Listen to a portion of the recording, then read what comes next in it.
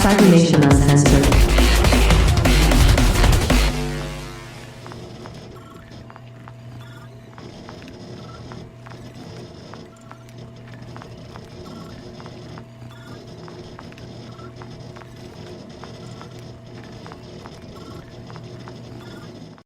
Welcome back, Petra everyone, did to forget the memo. Cybernation Uncensored. We are not talking about anything sketchy behind the camera. You don't need to know.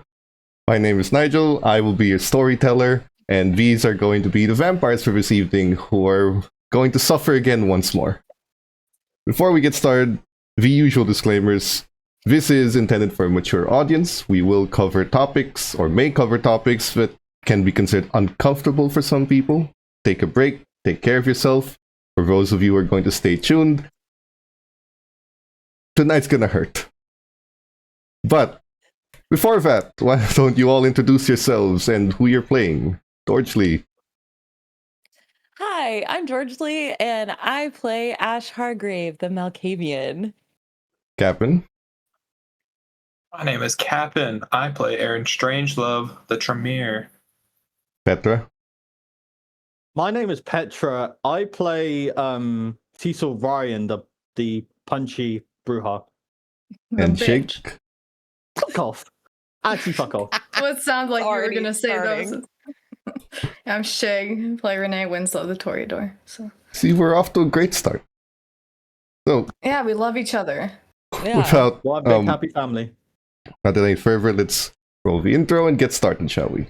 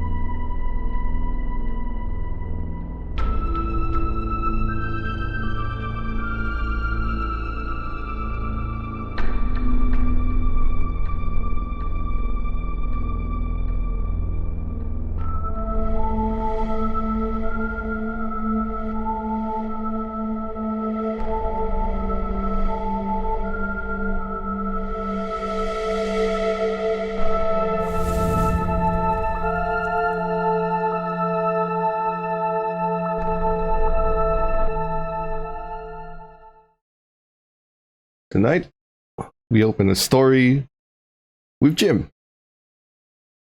He's at home, sick, unfortunately.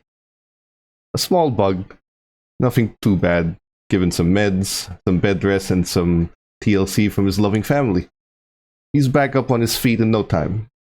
But he's not allowed to go to the office. He and the rest of his co-workers have been forced to work from home for the indefinite future, because Chicago has escalated in gang violence.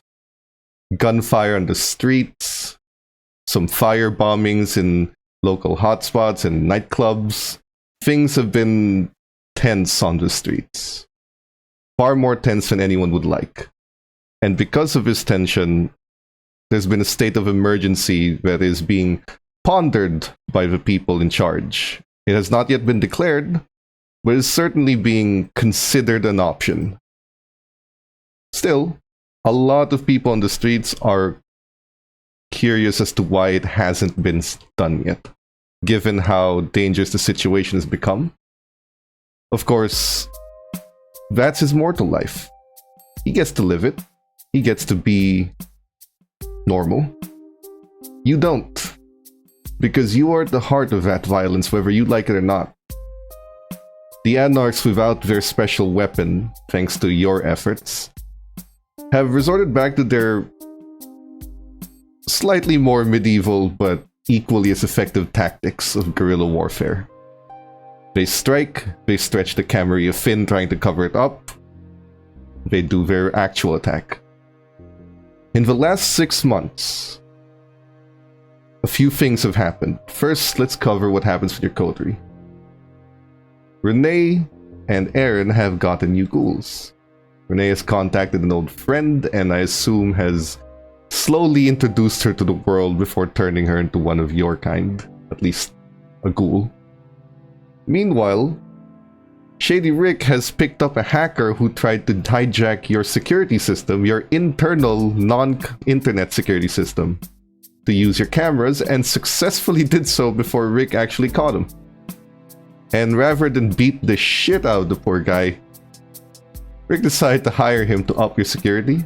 Aaron took interest and eventually ghouled him as well. As far as everything else, those are personal things that the coterie will cover if they ever cover with each other. But the major events of the last 6 months, there's only 2. The Anarchs attempted 2 high-value targets, or attempted to kill 2 high-value targets. They succeeded at 1. The first one, the one they failed at, was to take down the Succubus Club, having heard that only a fledgling runs it. Simple target, 5 kindred, by estimation of the sheriff, about 11th generation or so. Aisling Sturbridge confirms the suspicion. All dead at Portia's hands. Reports indicate she did it alone. It's not clear how a fledgling managed to kill 5 Ancillary Anarchs, but she did. Again, confirmed by both Sturbridge and the sheriff. That was a major failure for their faction. However, they did get a success. We're skipping 6 months, but just last month of those 6 months, Renee, your sire, was a casualty of the Anarchs. Now, while you might be happy about this, it does raise a very, very large concern. He has multiple havens of which you, his childer, only knew 1. Ever. He has kept multiple havens secret from most of the Camarilla he's allowed to keep it from. How the hell did the Anarchs know where to hit him? Because they didn't even hit him in the haven you knew. He's dead, and you can be happy about that. But it is very concerning how they knew where to hit him. How they knew where to go. Someone did something. Maybe. Or maybe they got lucky. Either way, he's dead. It's been a month since that event, and you guys can continue in your life. Do as you will. However, we're gonna do this in the morning, just as the sun's about to rise, an hour before. Ash and Renee, I need both of you to roll one more joint premonition. Although this would be assuming that you are in your separate rooms. And this is not anything unique, this is just a straight up vision. If you get hungrier from it, make sure you ignore that. So put your hunger back to base. Oh no. Renee doesn't get the vision. Wait a minute. Give me a moment. There you go. Renee gets a vision. Forces one. Ash, here. Yours.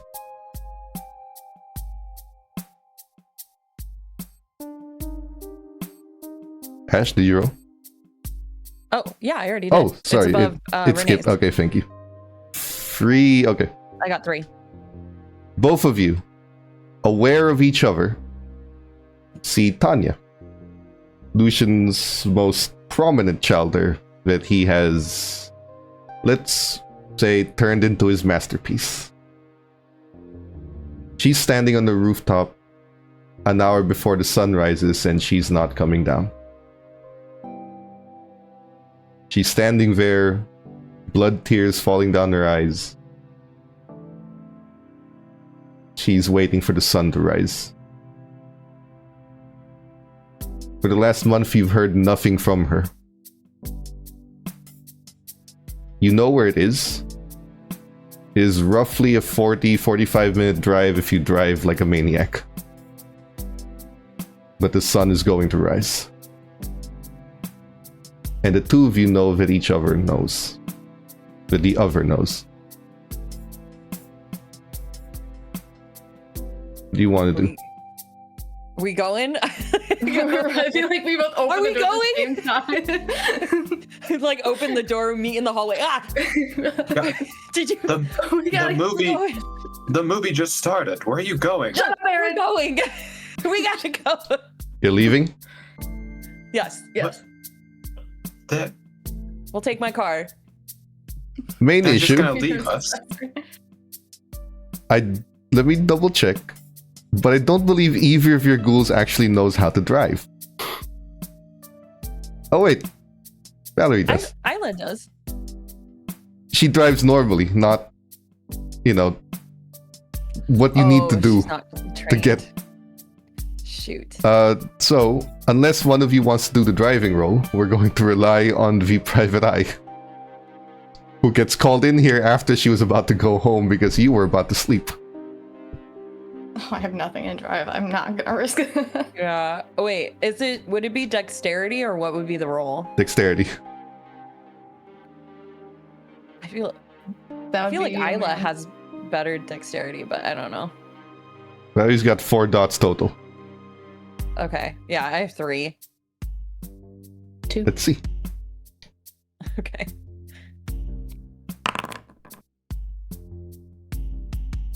You know what? She'll willpower this for you, Renee. There you go. She was about to go home. She's in her car. You guys arrive and I assume ask her to drive for you. She nods, Yes. gets into Ash's car, which is faster, and just speeds off. The two of you know where you're going. She gets you there, but you already start to see the orange in the sky. You've got maybe 10 or so minutes. It's her gallery. Or at least where she does her sculptures. You can go up the fire escape to get to the roof. You see her standing there. Just waiting. Not on the edge, she's just in the center of it. Looking east, waiting for the sun to rise. And she looks to the two of you. The blood on her cheeks have already dried up. Why are you here? We saw you. What are you doing on the roof? But we don't have time to talk. We need to go down. Okay. Yeah, no, you're right. We gotta. just grab her and go. She will blink Oh, away inside. from you, appearing on the other side of the roof. Just leave. It's not your business. No. You don't want to do this. It's not worth it. You have so much more that you can do. Roll persuasion and charisma. Okay. Ash, Okay. add 1 dice for Renee, helping. Okay. Hey, there's now 5 plus 2s. Thank you, culture nerd. 3 successes. She looks to you, and she begins to cry again. Luckily, none of you are hungry.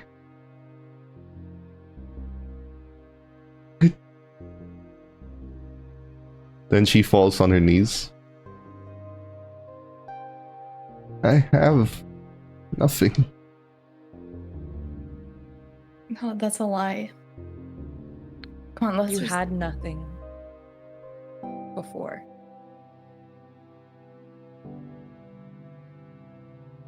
Please just come down first. She just cries. But she does not fight back, nor does she help if the two of you drag her to the roof. Like the doorway to the roof. Just to get out the sun. I'll carry the arms, you carry the legs. Yeah. On one hand, this is a haven. It's hers. So it is built for kindred. So you drag her in, pleased away from the sun. You still have a few minutes before it rises, but you are by the stairwell. And you can seal that door so that the sun doesn't get in. And she cries in the corner. I have nothing.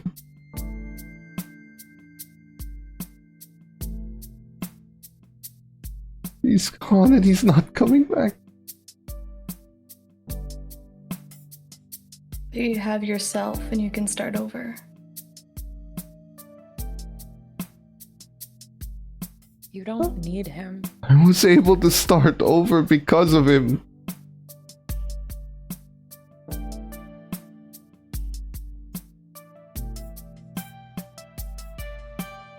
Ash, you do have an ability called Scry the Soul, and she doesn't look like she's capable of defending against it in the moment.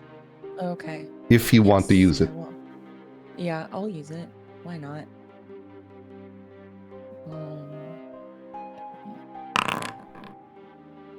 A little hungrier. Not too dangerous. Emotional state is obvious. She's in distress. But she's not under any kind of blood bond. This emotion isn't because she was blood bonded to Lucian and he's gone. His emotion is a result of years of whatever he did to her.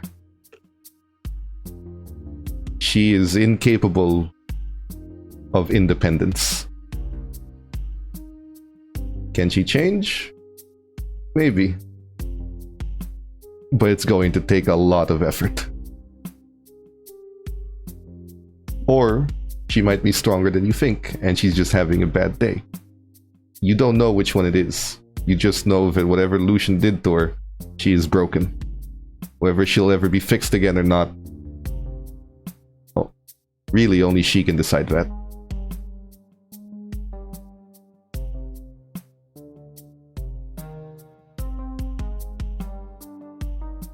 I've lost everything. Anya, I know it might seem like that.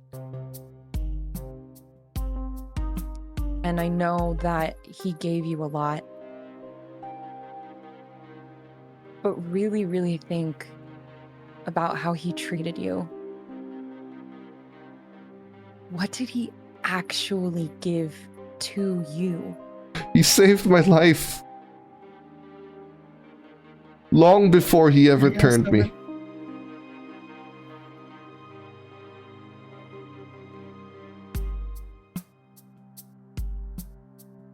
What do you mean?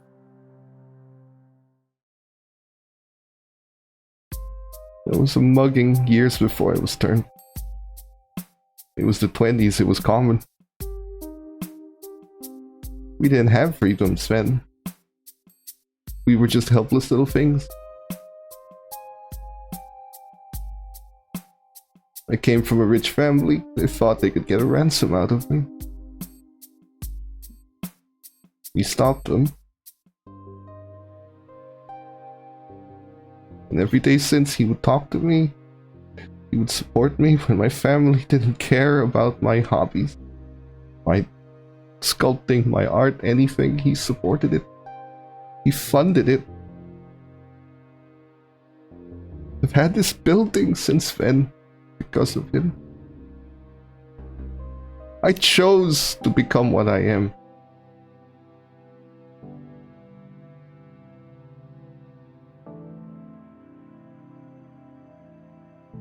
He saved me. Now he's gone.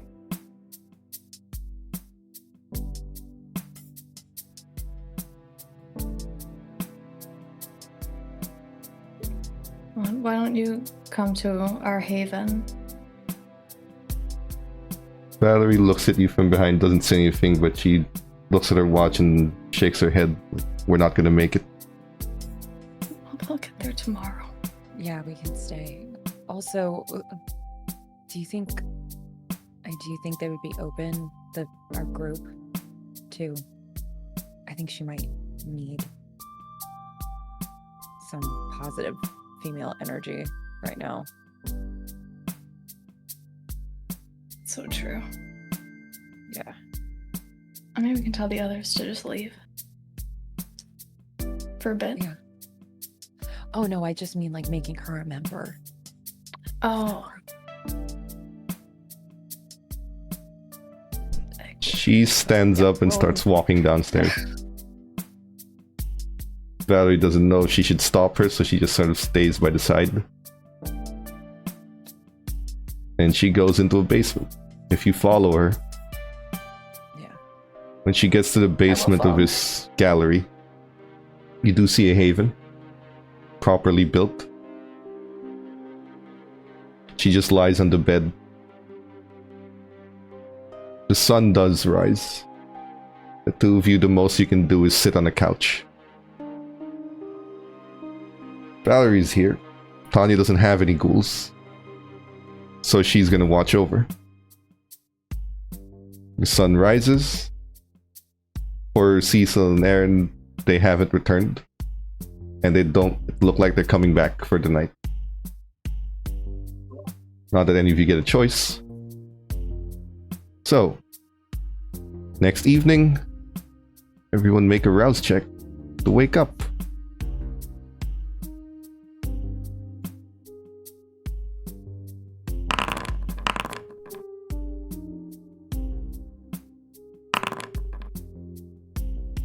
Hunger settles in for most of you. For Cecil, because of some choices made, there's this nagging instinct in the back of your head every time this happens. Hey, you gonna eat yet? Oh. What now? Hungry. Food. Duh. Mm-hmm. Yeah, you'll get your fucking supper when I'm ready. Ah, fuck you. Mm-hmm. It settles down eventually. You and Aaron awaken. First scene, Ash and Renee.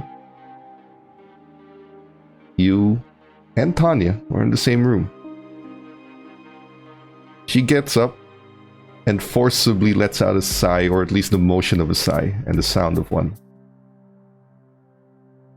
Like she's unhappy that she had to wake up. But she stays on that bed, arms across her sternum, just looking up at the roof.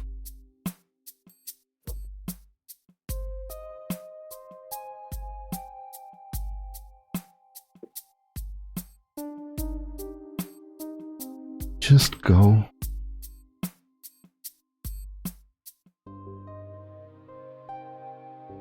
No, I'm not leaving. Me neither.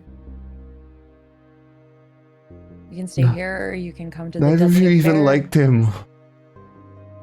Why are you here? Because I like Because we care you, about- and I've been Yeah. trying to help you. We care about you. She gets up and rubs her forehead. What do you want?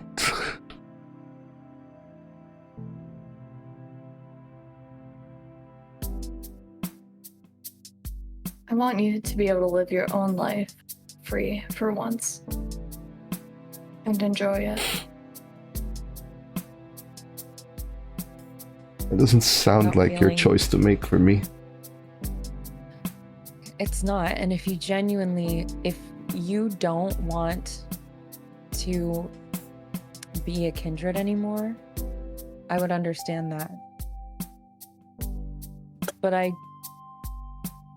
you are so overcome with grief right now, and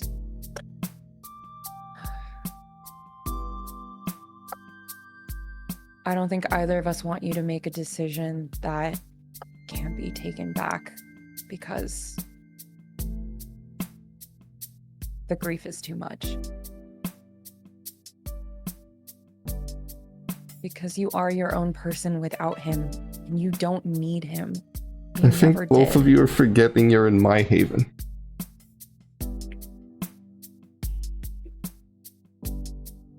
In Camarilla terms, that's my domain.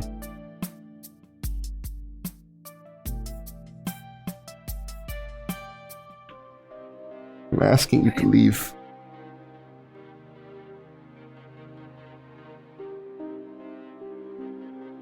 Just leave me alone.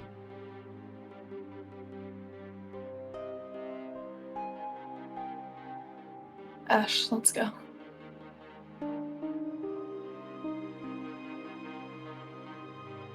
Do you leave, Ash? I think she pauses for a minute. And okay, we'll go. And you're right. It is your decision to make. But if you do end it, then you're just proving that you're nothing but his little plaything that he always wanted you to be. You have a real opportunity to be your own person here, or your own kindred, whatever.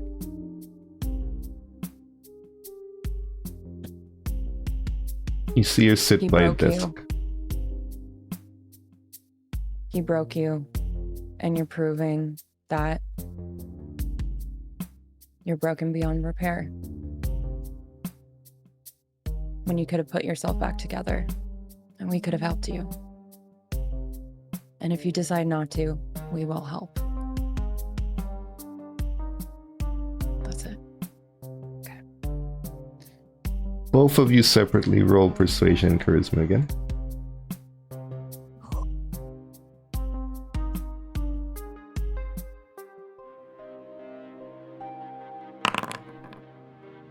Three.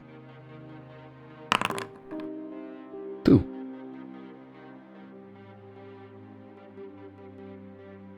It doesn't look like she's listening, but both of you seem to have this sense that she heard what you're saying. Even if she doesn't look like it. You leave, and you head to the car. As you guys make your way back to your own havens, can both of you do an academics and intelligence roll?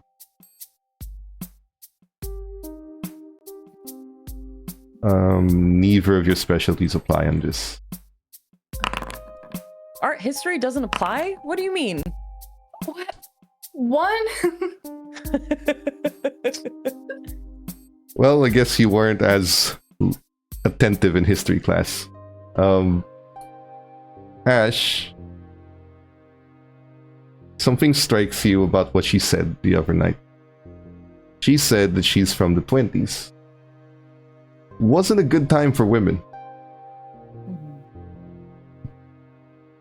Basically, they were just what Lucian treated her as. Something to have, an object with no real purpose other than what men decided for them.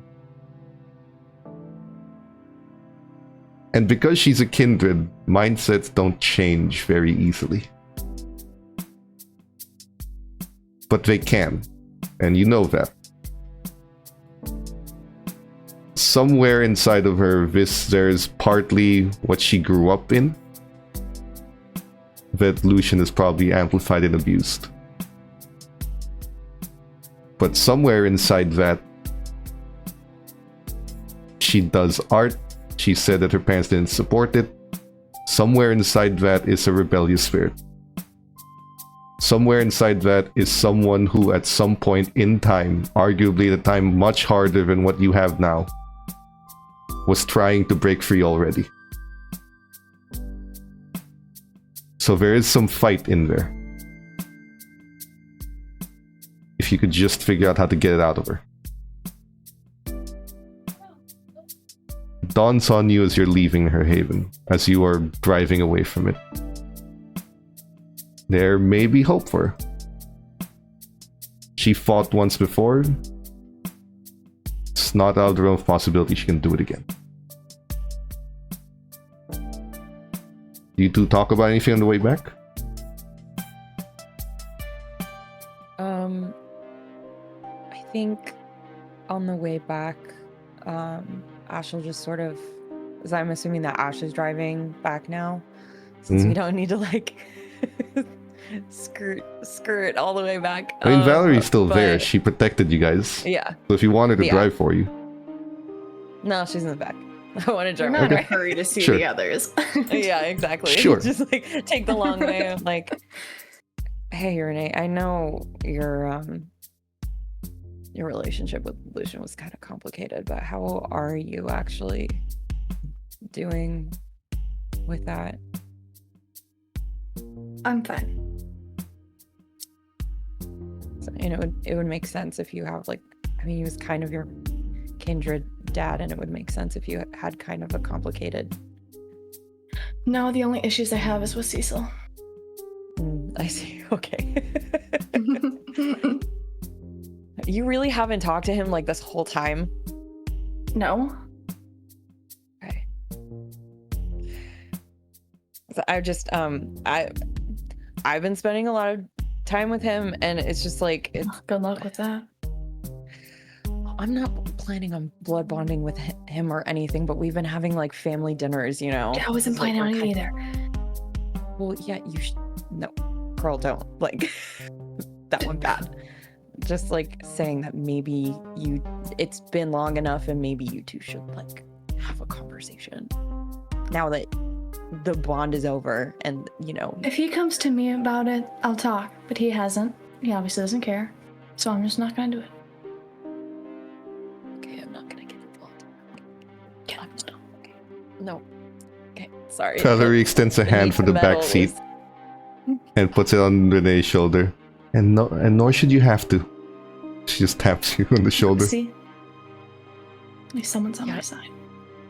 She's freaking blood bonded to you. You could still be on my side otherwise. Just drive. Just gonna look out the window. I'm on your side, and I'm not blood bonded In to you. I'm just silence, looking out saying. the window. You know. Okay, my God, Did I hear something? girl. You drive away. Every now and then, Ash, over the last 6 months, you've realized that web connection that you have, Mhm. one, you've learned to control it somewhat in the sense that you can filter it out when you don't want to hear it. But Mhm. two, every time you do listen to it, there's always that chance that there's something interesting, not necessarily useful, just interesting being talked about. Mhm. So whenever you want to listen to it, just let me know at Okay. any point. But Okay. it's been something over the last 6 months that Malkavians talk about the strangest things. Go figure. Yeah. Now, on your way back, before you guys get there, Cecil, Aaron, do you do anything?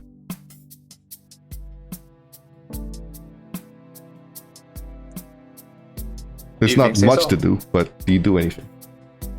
Evening, I'm gonna feed. I need to feed. I need to get my blood. Go for it. I think I'm gonna go get some bags as well.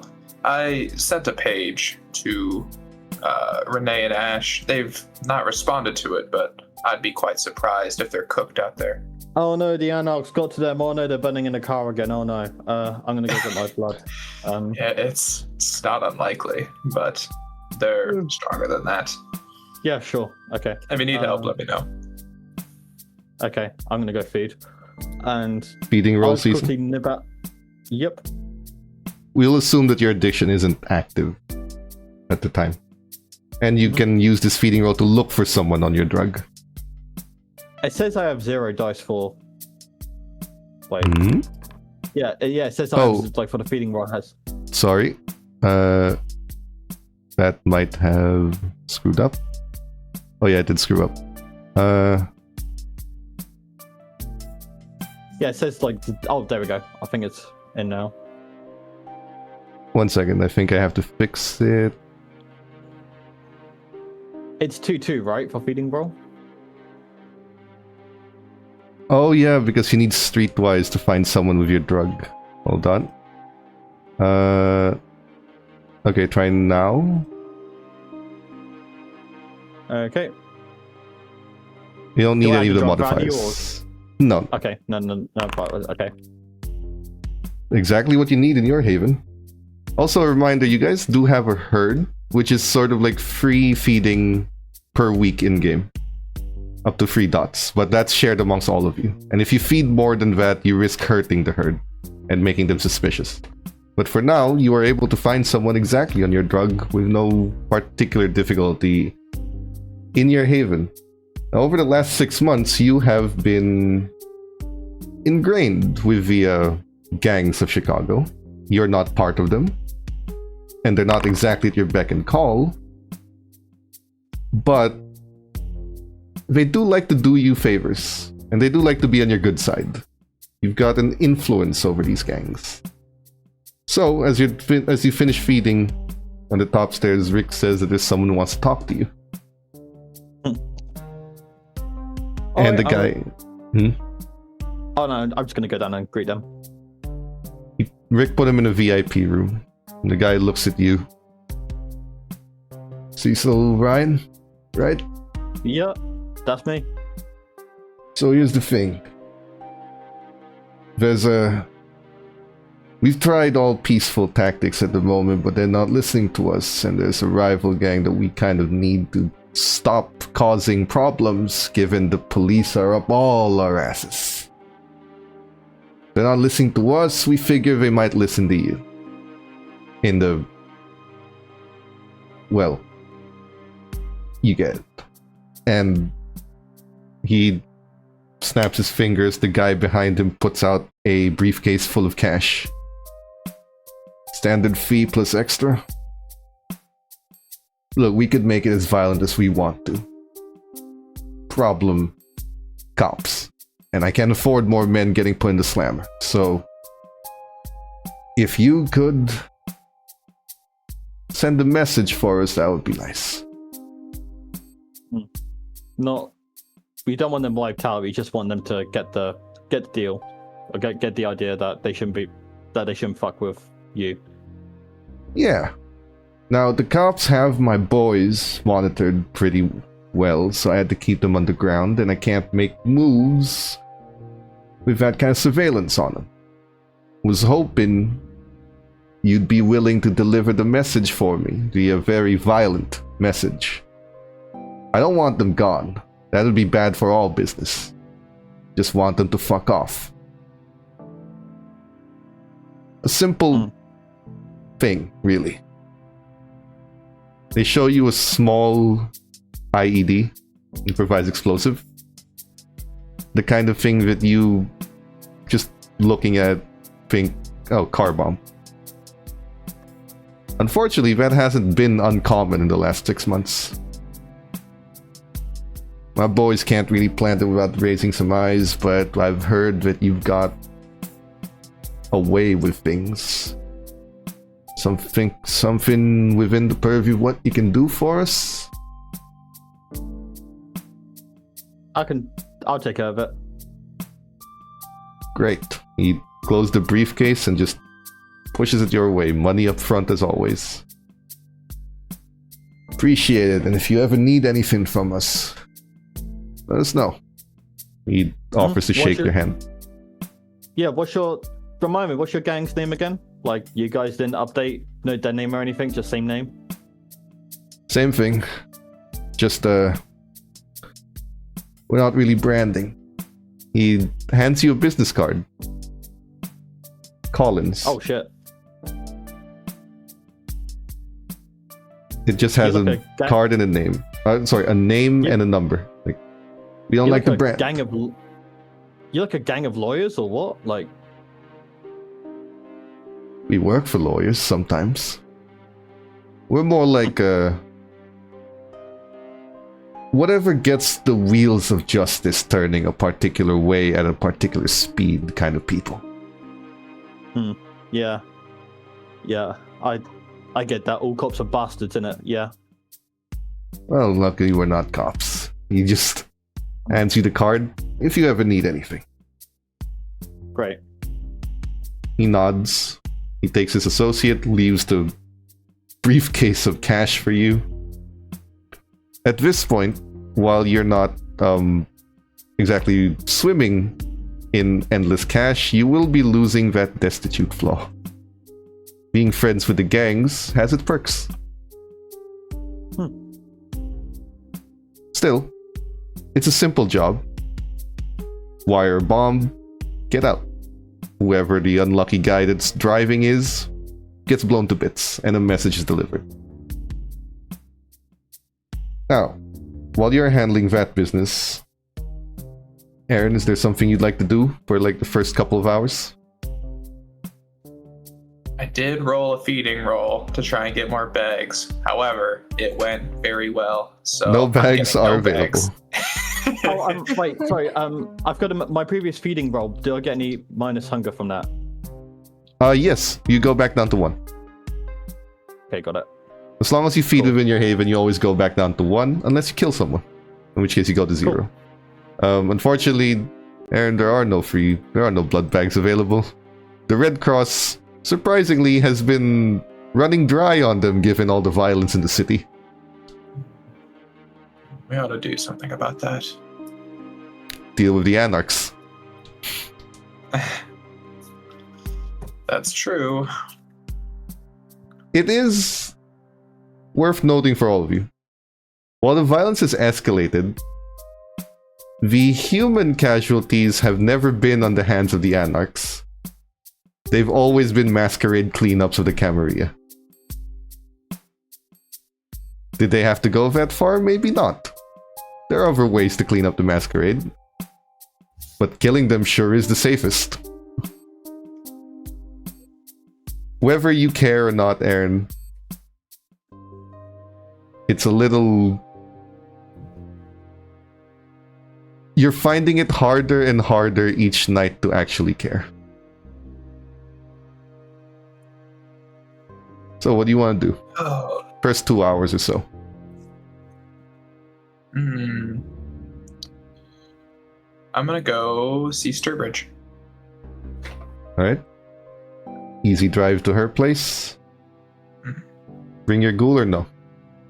Otherwise he's just passively monitoring the security. No, they can stay within the club. Alright. You know, do what they're doing. When you enter Sturbridge's domain, her ghoul informs you to wait for a few minutes as she finishes her ritual. A few minutes pass and she steps out, washing her hands of the blood. She looks to you. Mr. Strangelow, what can I do for you this evening? Evening, Mr. Bridge. Is there any work you've got for me? I find myself with some free time and, well, you know what they say about idle hands. At the moment, the prince has given no new orders. I'm taking this time to make preparations for myself. If you are looking to make productive use of your time, then you should learn how to navigate the city's needs. If you wish to advance and secure your safety and position in the city, you must learn to read what is needed and act without ask. Of course. I was just curious if you had anything. Not at the moment. But perhaps you should get to know some of your kindred and see what they might need. You will find that a Tremere not part of the Chantry is a far more appealing prospect for most. I would argue a Tremere not of the Chantry and one of Sturbridge's teachings is even more so. That depends on who you ask. Reputations go both ways. You can't have one without a group disliking it. Ain't that the truth? I see. I'll leave you to it then. These nights have been quiet. Be careful about that. Quiet nights precede chaos. They always do. Watch yourself. I'll do my best. Evening. She nods. You leave. Throughout these 6 Aaron. months, because of her tutelage, the library in the Haven will expand. Just from her donations, let's call them. What do you do now? Let's investigate our domain a little bit. I feel like we've not had time to actually see what is all in there. Let's see if we got any lurking kindred. You own a particularly large chunk of land for fledglings. It would be nice to actually know what's in it. So Yes. let's do. I think we're past due. I'm gonna go talk to Mr. Cresswood and see if he can potentially get me some potential points of interest, whether it's hot spots or places that are a little too quiet. He's on the computer for a bit. When you get back, you give him instruction. He looks, he types. Let's see. Old burnt down church. No. Casino's up and running. You already knew that. Doesn't look like any of your kind would be running around. No, I did install some thermal cameras hidden around this place. Look, he presses a button and you see like body temperature cameras. Interesting. How do you think that works with individuals who go invisible? From what I've learned, which may or may not be true, depends how powerful they are. Some of them get recorded still, some of them can ignore cameras. It's a hit or miss. I see. Still, that's a very great addition. Thank you very much, Mr. Cresswood. There's this one guy, and he changes back to a regular camera, and you see that it's just the Malkavian pet you've allowed to live. He's Is it walking, Lance? yeah, and he has a brown bag of something. Street cameras aren't high resolution enough to zoom in, but it looks like he's doing groceries.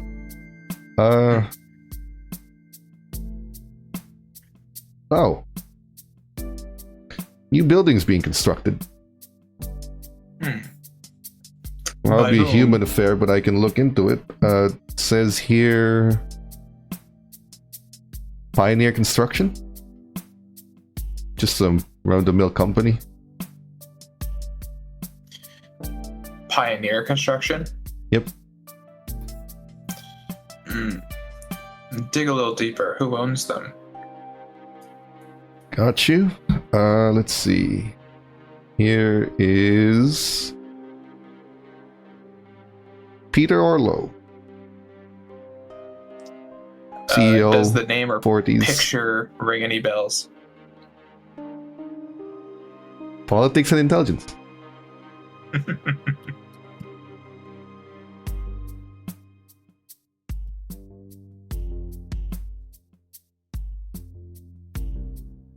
Did that go? Maybe, maybe not. There we go. You may have a problem. Excellent. Pioneer Construction, you've never heard of. But Peter Orlow is definitively Horatio Ballard's ghoul. The problem is he's not breaching any laws because the laws of domain only apply to kindred business. They don't apply to human affairs, even if the human affairs belong to kindred, which leaves a lot of room to do a lot of strange things. And it's where the Ventru shine. But some form of building is being constructed within your domain. Now, it has been said and known that you four are the reason Portia is seneschal.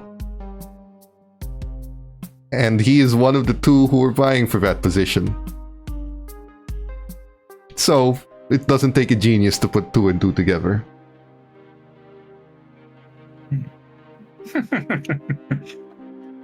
I see. What generation is Horatio? Is that knowledge 7th. that we would know? Or 7? That's great. He is one of the elders of this city. That's great. On the other hand, That is a problem. Portia owes her coterie a favor. A big one. Mm-hmm. A political one. Mm-hmm. A major boon. But there is a problem. Or at least a budding one. He's laying the groundwork for whatever he's building, breaking no laws. So there's really nothing you can do other than outbusiness him if that's what you want to try. But it's petty. This business of ours on our domain. Building a building on our domain. How petty. Do you say that? Kinda. Then Nathan, or Nate, looks at you. Petty or plotting? Yes, That land has no value. According to this, he very likely overpaid for that property. Smart bastard like that. he's- Not gonna do that without reason. Mm-mm. As Cecil would put it, he's checking our gangster. He's seeing if we're gonna do anything about it. I have never heard him say that. But I talk to him more than you do, so. yeah, but he throws slang around me and throws more sarcasm at you. Let's see. That's how he shows love. Aaron will say with a smug grin. I don't know how intertwined this guy is with the politics in this city, but you got options. You want to cancel his contract or raise the prices of his supply to an exorbitant rate, or I don't know. There's a lot of things we can do. I just don't know how this is going to play out. This Pioneer Construction, what's their supply chain? Where are they getting the concrete from, for instance? They make their own. They're a contractor and they're self-supplying, but the source of the ingredients of their concrete is shipped overseas. From overseas. That can't be it. My idea is if we can chokehold one of their supply chains, get in contact with that business, it slows down the construction and it will be a skeleton building. Just a light sort of gesture that says, don't build a building here. We're aware of what's going on. But not one that is entirely closed to conversation. I can shut the docks down, scramble their records. It'll take them at least a few weeks to figure it out. Who owns what shipment? Would that get in the way of anything else? I imagine every other construction company would be utilizing those boats. Yeah. Kind of. We can't really disrupt the supply chain without disrupting everything the supplier supplies, so... That's true. Do a little research. See if there is some specific piece that isn't made in-house. Somewhere that we can talk to. Potentially a human element. See if we can get them to not abandon them, but to Alright. stall them. This might take a bit of time, but let's get it. You just hear the familiar sound of very rapid typing. Mm-hmm. He's also on stolen internet. Oh yeah. Well, there's a Yeah, there's no cafe internet. nearby or something. There's no internet in your club, so he's stealing it. At this point, Ash and Renee I- return. Oh yeah? Okay. Can I do an intelligence politics to see if I can cook up another potential idea? Because that's the idea I have as a player. Go ahead. But of course, I imagine, humorously enough, I imagine that Aaron is smarter than I am. Go ahead. Academics intelligence, you said? Politics. Or politics. Okay. Politics, if you want to keep it within the Camarilla's laws. Yeah. 4. Yours is not a bad idea, but it does pose a certain risk of pissing off certain people if you don't do it surgically. Otherwise, and I assume that you're looking for options that don't involve using your very powerful boon. Yes, I don't think this is something we need to involve Portia with.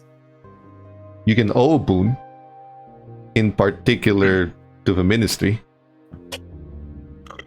You can appease Mr. Ballard and handle this directly and see if there's something you can do to square things off. But That's true. apart from all, and that's sort of the diplomatic route of not pissing anyone off. But apart from all of that, the first thing that you figure you're going to need is to figure out the why. Why is he doing this? What is the reason? Because you can assume that this is petty. But if there's another reason, and however small that percentage you think that percentage is, if there's another reason he's doing this, and it's not to slight your coterie, then you might find a new business partner in him. That's true.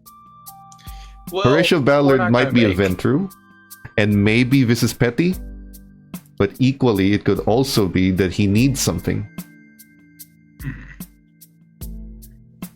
Maybe he's moved past it. He is a businessman. He understands that sometimes you lose the bid. Maybe he's not as petty as you think, and maybe he's just doing it the way he's always done it. Business as usual. Mr. Crestwood, just research for now. Don't make any rash decisions. No, don't halt any manifestos or anything like that among dock workers. That wouldn't be ideal. Yeah, no just problem. research this company, this individual, supply chains, the like. I That'd got. be great. Just give me a couple hours. It should be done. Gonna need to go through Thank some you. government sites. They won't notice. I've done it before. I'm sure you have not one but multiple back doors. I need to go speak with Renee.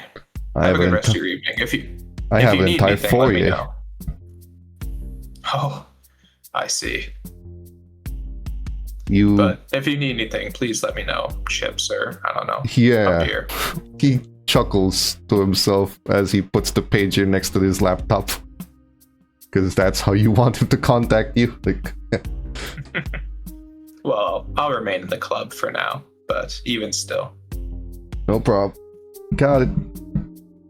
He hacks. You go back inside. You see Ash and Renee, and probably Cecil having finished feeding and carrying 2 large briefcases. Cecil, one has the cash, the other has the bomb. Can I take half the briefcase and like half the money and hand it to Rick and ask him to donate it to my touchstone? Usual then? Same amount. Don't ask where this money came from like usual. I got that. He just takes it. I'll make sure it gets there. Do you want me to clean this cash or is it good? Give it like a rinse, like, you know, like a little scrub, like a, you know, like that like really annoying spoon that like you have to wash and it just like, you know, when you put in the sink, just like splashes back at you. Like, just do that shit, yeah. Yeah, sure. He just walks Ringing. out. With a- Ringing in Aaron's mind is the sarcasm is Cecil's love language. He takes it, and you see Rick just nod at Ash and Renee, ladies, and he walks away with a briefcase. The four of you see each other just outside of the entrance to the basement haven. All right, we gotta talk about some things. Nothing super pressing, but it's things that we need to all know. First off, how did your business go last night, you two? Time will tell. Doesn't it always? Yeah. I came not to question when the bat signal comes up for you both. Probably best you What? don't. What do you mean by that? Well, these two, they get premonitions that we don't see, so there must be some sort of signal. Metaphorically. Well, I mean, we do that for anyone. Like, we don't question when we go out. We just go out whenever we want, and like, Oh, of course. okay. It's But- different when you go out 1 hour before sunrise. Yeah.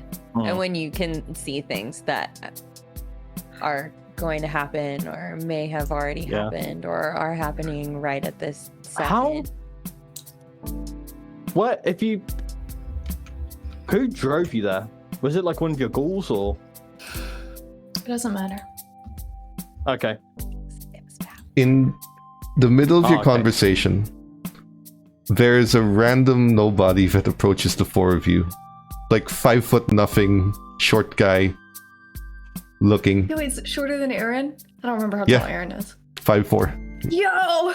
Just approaches. I need to get a picture. Don't Looks at you say guys it. and looks at Ash and hands a box to her. Oh. Handcrafted wooden box. Thank you. And then Don't. leaves. Don't open that. Hold on. Oh, Don't pipe leave. bomb! Pipe bomb! Pipe bomb! Open. You open Who It's are you? open. Yeah. What are it. Is the thing that you asked for. It is a weaponized stake. The wood has been hollowed out and has a steel rod plunged into its center, coming out through the steel tip, kind of like a pencil, with a grip designed for your hand, and the pommel designed to be pushed for maximum force. Yes. Yo, that's a sick piece of kit. Mm-hmm. Hmm. Awesome. Duh. And I have like a almost like a garter, because like Ash wears for anyone who needs to know, Ash wears like really big like maxi skirts a lot of the time. You can hide a lot of shit under there. So yeah, she has like a leather like garter belt almost that has like a little like a place where you can put a stake into it. So she was like ready. The steel tip It's like, is deadly sharpened and is Mhm. designed to penetrate through the bone that protects the heart. The rest of it is wood, but the wood part is minimal because from the way it's constructed, the inner part of the wood has been hollowed out to give it a steel spine to make it more rigid and sturdy. Mhm. And for added benefit, the wood has been lacquered just to make it look nice and to keep the blood easy to clean off. Beautiful craftsmanship. I see. You- I thought I needed a better weapon than the knives, and this seems more. It is Effective. quite. It's very well made. Who did that for you? Junk. Oh, The short guy disappeared completely from view. You realize he I- may have just hand delivered it. And it was junk. oh Yeah. my god. A nobody We face gotta- you can forget. We ought to tell. We ought We to can't tell forget Junk. that height. I was gonna say we ought to tell Junk that he needs to pick someone of more average height. Yeah, I feel but like a leprechaun in the middle of a club stands out. But they're very unassuming. So I don't know. Maybe he's been alive long enough. He knows what he's doing. also none of you can remember his face. That's true. All we remember is his height.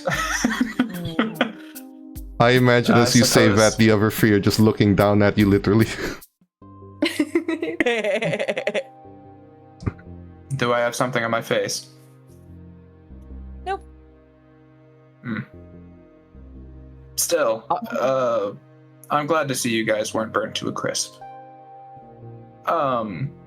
We do have some potential issue amongst our domain that involves a Horatio Ballard. Do you all remember who that is? Mm-hmm. No. He's building something. At least one of his ghouls is building something on our domain. And while there is no issue for a human doing construction on our domain, it's his ghoul, which asks some questions of why he's doing such a thing. My immediate assumption is it's something petty, but maybe I'm a bit too pessimistic.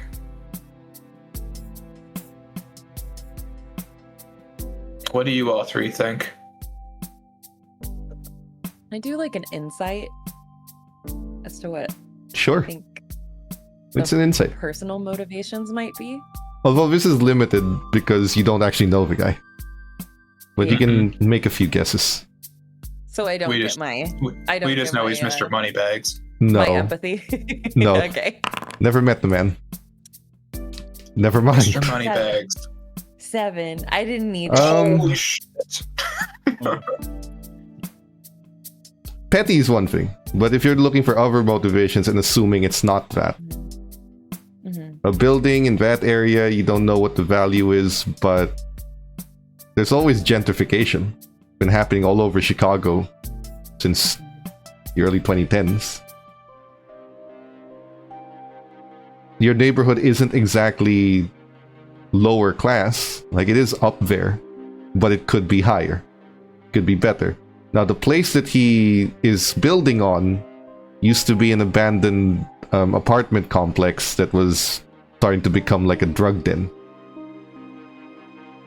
So cleaning that up, there is a way to make a lot of money from flipping property. But, you know, it's going to step into your drugs. Other than that, Horatio Ballard, for all the things you've heard about him, is not necessarily known to be petty, because before the previous seneschal who went missing, the seneschal was a man named Alan Sovereign. And he was chosen over Horatio Ballard.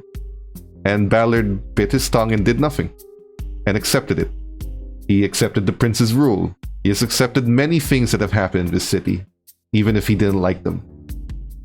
You could argue that is because they are just as old, if not older, more powerful than him, and so he's respecting it. But he's a businessman. Whether or not he's being petty, the best way to placate a businessman without getting into any more trouble, or risking any more trouble rather, is to do business. That's how you see it.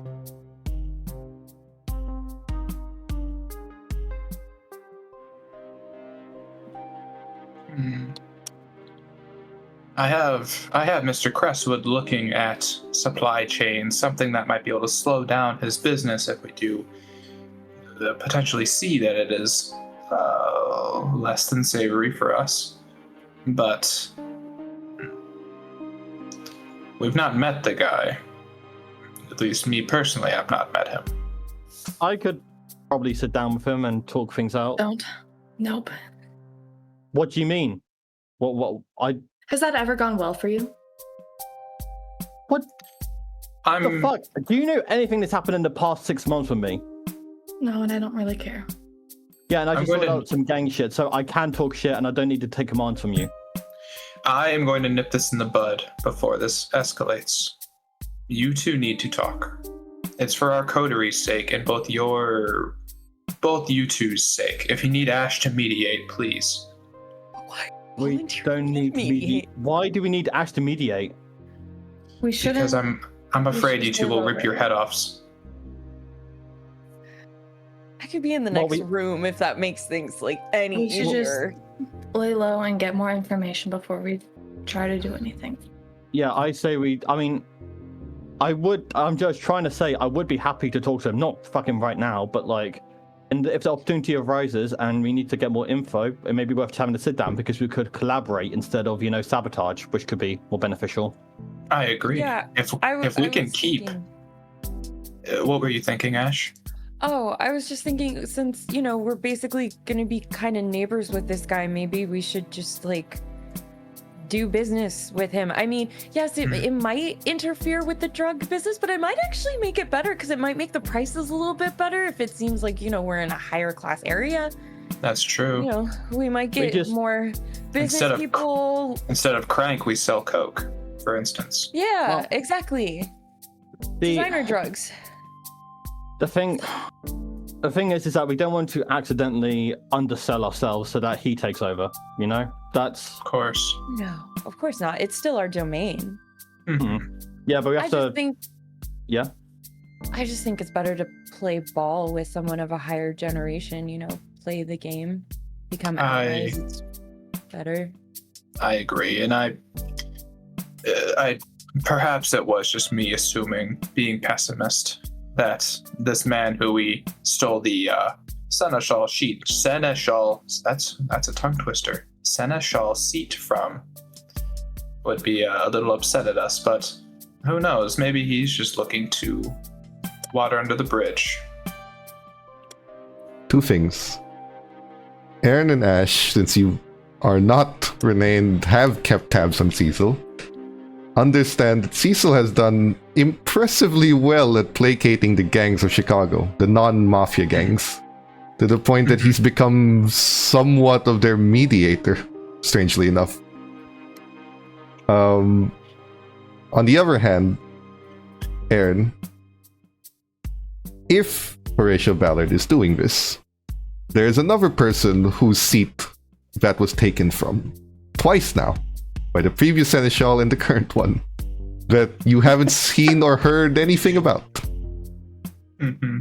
And if there's going to be problems, it might be good to make friends with one if the other one has to be your enemy in the first place.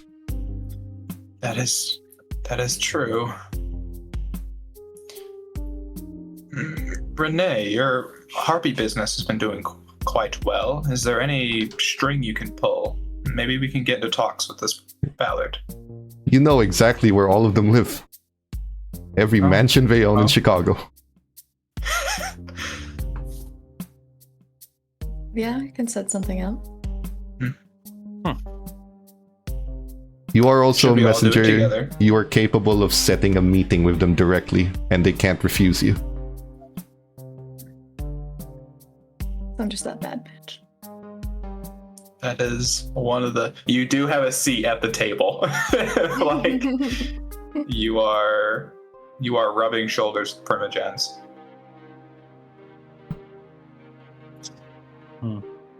I like that idea. Thank you all for being rational. You know me. The negative Nancy. The negative what? Nancy. Oh, okay. I thought you had something. Anyway, Comes down to the basement. Hey, boss, it's done. Also, the other thing, you want to go now? We have a prime opportunity. the other thing. He's looking at the other briefcase you were given. Yeah, of course, sure. Right? He just looks at everyone and nods and he says, "Way in the car." And he leaves. I'm gonna kind of keep it low key. I don't know what I'm gonna like use for the other half of the money. I completely forgot the other half of the plan, but like I assume. Oh no, he meant the sorted, that's bomb. Fine.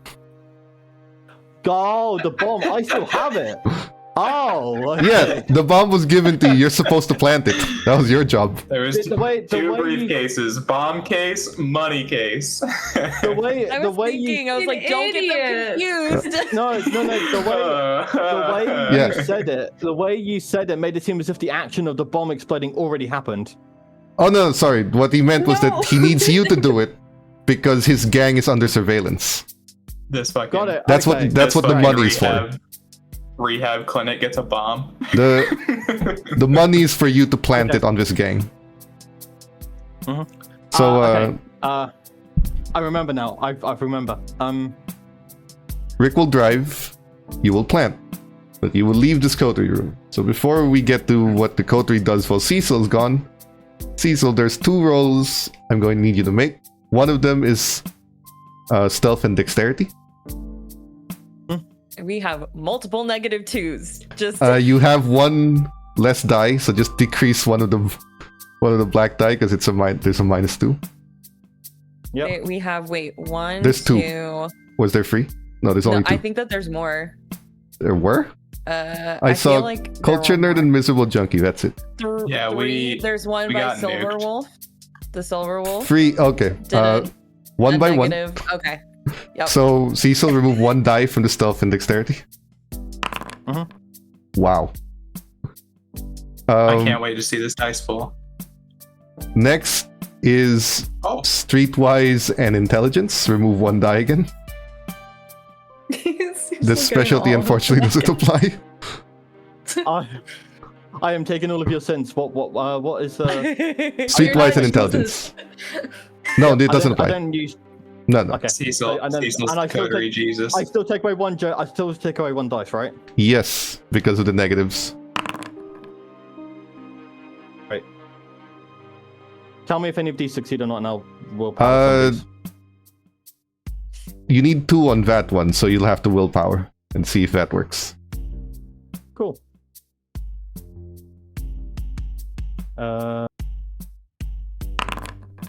Great. There you go. You go in, you hide. This is not a technical bomb. It's very easy. Plant it under, tie it to some wires. You know how to do this. You don't need technical knowledge. It's a plug and play bomb. You put it there, and you leave, and you take the routes you take to get here. Not only are you quiet and not seen by the gangs, you also avoid the street cameras. It's standard practice. You know how to do this. Mhm. And you leave. Halfway back to the haven, car goes off. Now again, ordinarily this would attract the attention of the police, but given the last 6 months, bad things have been happening. So this is, unfortunately, another Wednesday. You leave. The rest of you in the haven. Is there anything further you talk about, or do you now split up? This is after Cecil leaves.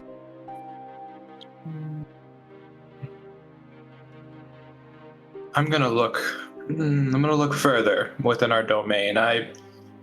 We really haven't looked at all the space that we have. We've been well preoccupied.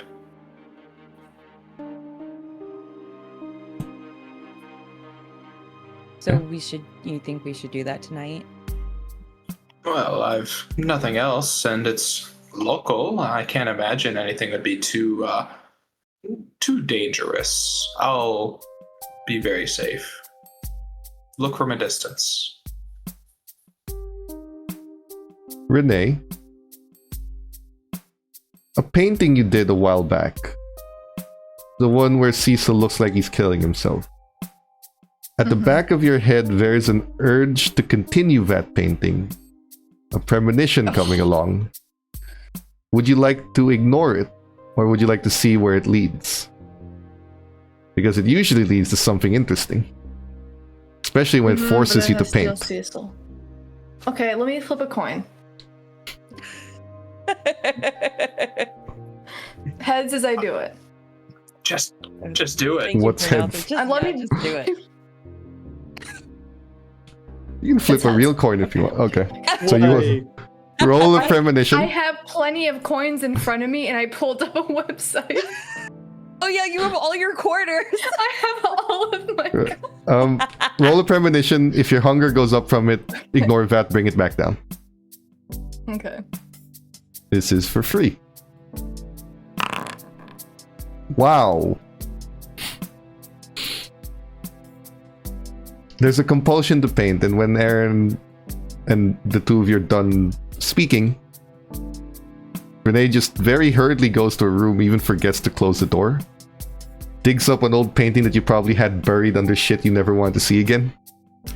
Put it back on the easel, take the dust off, and you see her just rapidly painting like she's in a trance.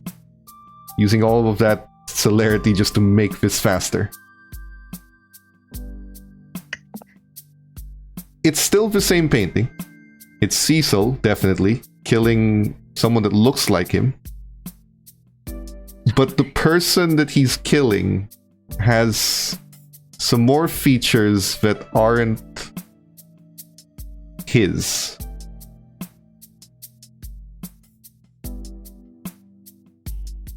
But it still kind of looks like him, just not entirely to say that he's killing himself in this painting.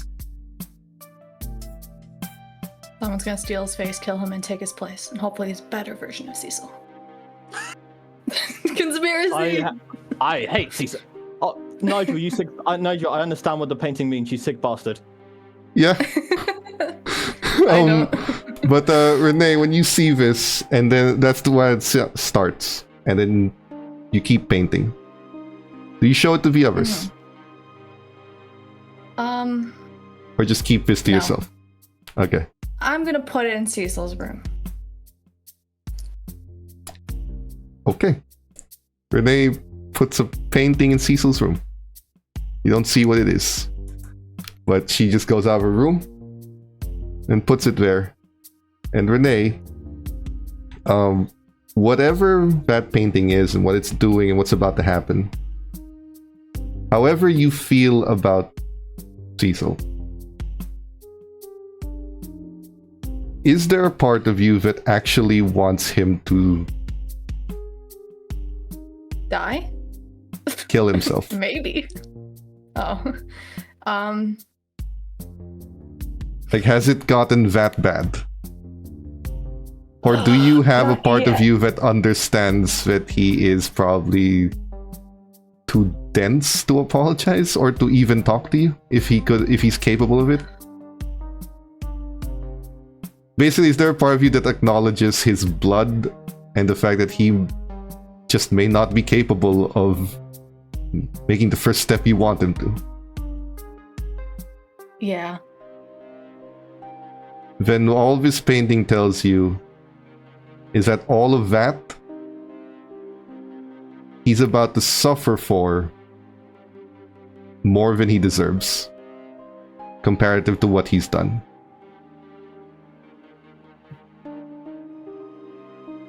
It's about to get real bad. And you can't stop it anymore. No one can. More, specifically, more than he deserves. We'll see about that. You put that painting in. You don't tell the others. Okay. Then, do you guys do anything else for the rest of the night? Cecil's probably on his way home already. Can I listen to the cobweb while she's painting? Yes, you can. Just bored. Just like, randomly. I wonder what's going on. Yeah. I'm like, huh. There is some chatter on the web. There's a lot of random things. Just Malkavians having musings about their things. There's one Malkavian who is talking to herself within the web. So like a different level of self-exploration. But she's talking to herself, you can tell that much. Musing about, strangely, the prince. Thinking about how he rose to power, what kind of power he has, thinking about how she can be useful, how to elevate the clan, how to finally earn a primogeniture seat for the Malkavians, which the prince has not installed specifically because of what happened in Los Angeles, where the prince went crazy due to a Malkavian. And he doesn't trust the clan. And she's musing to herself about how she can change that, how this can all be different, how trust can be earned, how she can progress towards that, and how to change the image of the Malkavian clan as a whole. Oh, that's hard. That's impossible. Well, no, not impossible. Things have happened before. Nah, I'm gonna have to sleep on it. But I don't sleep, which is the problem. I know. I'll bake him a cake. Wait, he doesn't eat. I'll make him a blood cake. That sounds nice. And then she cuts off.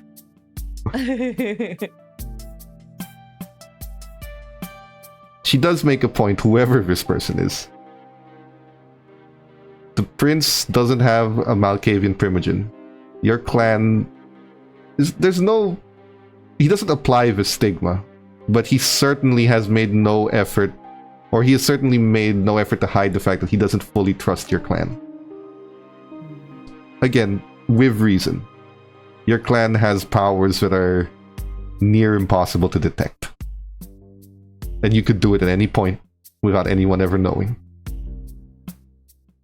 So there is a lack of, let's call it, representation on the council for your clan.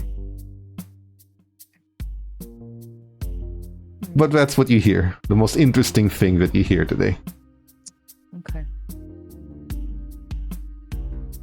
Now, there's nothing else that you guys would like to do for the evening. Cecil, you return. Everyone's minding their own business. You go into your room, and you find that painting. And you know exactly who the other person that painting is.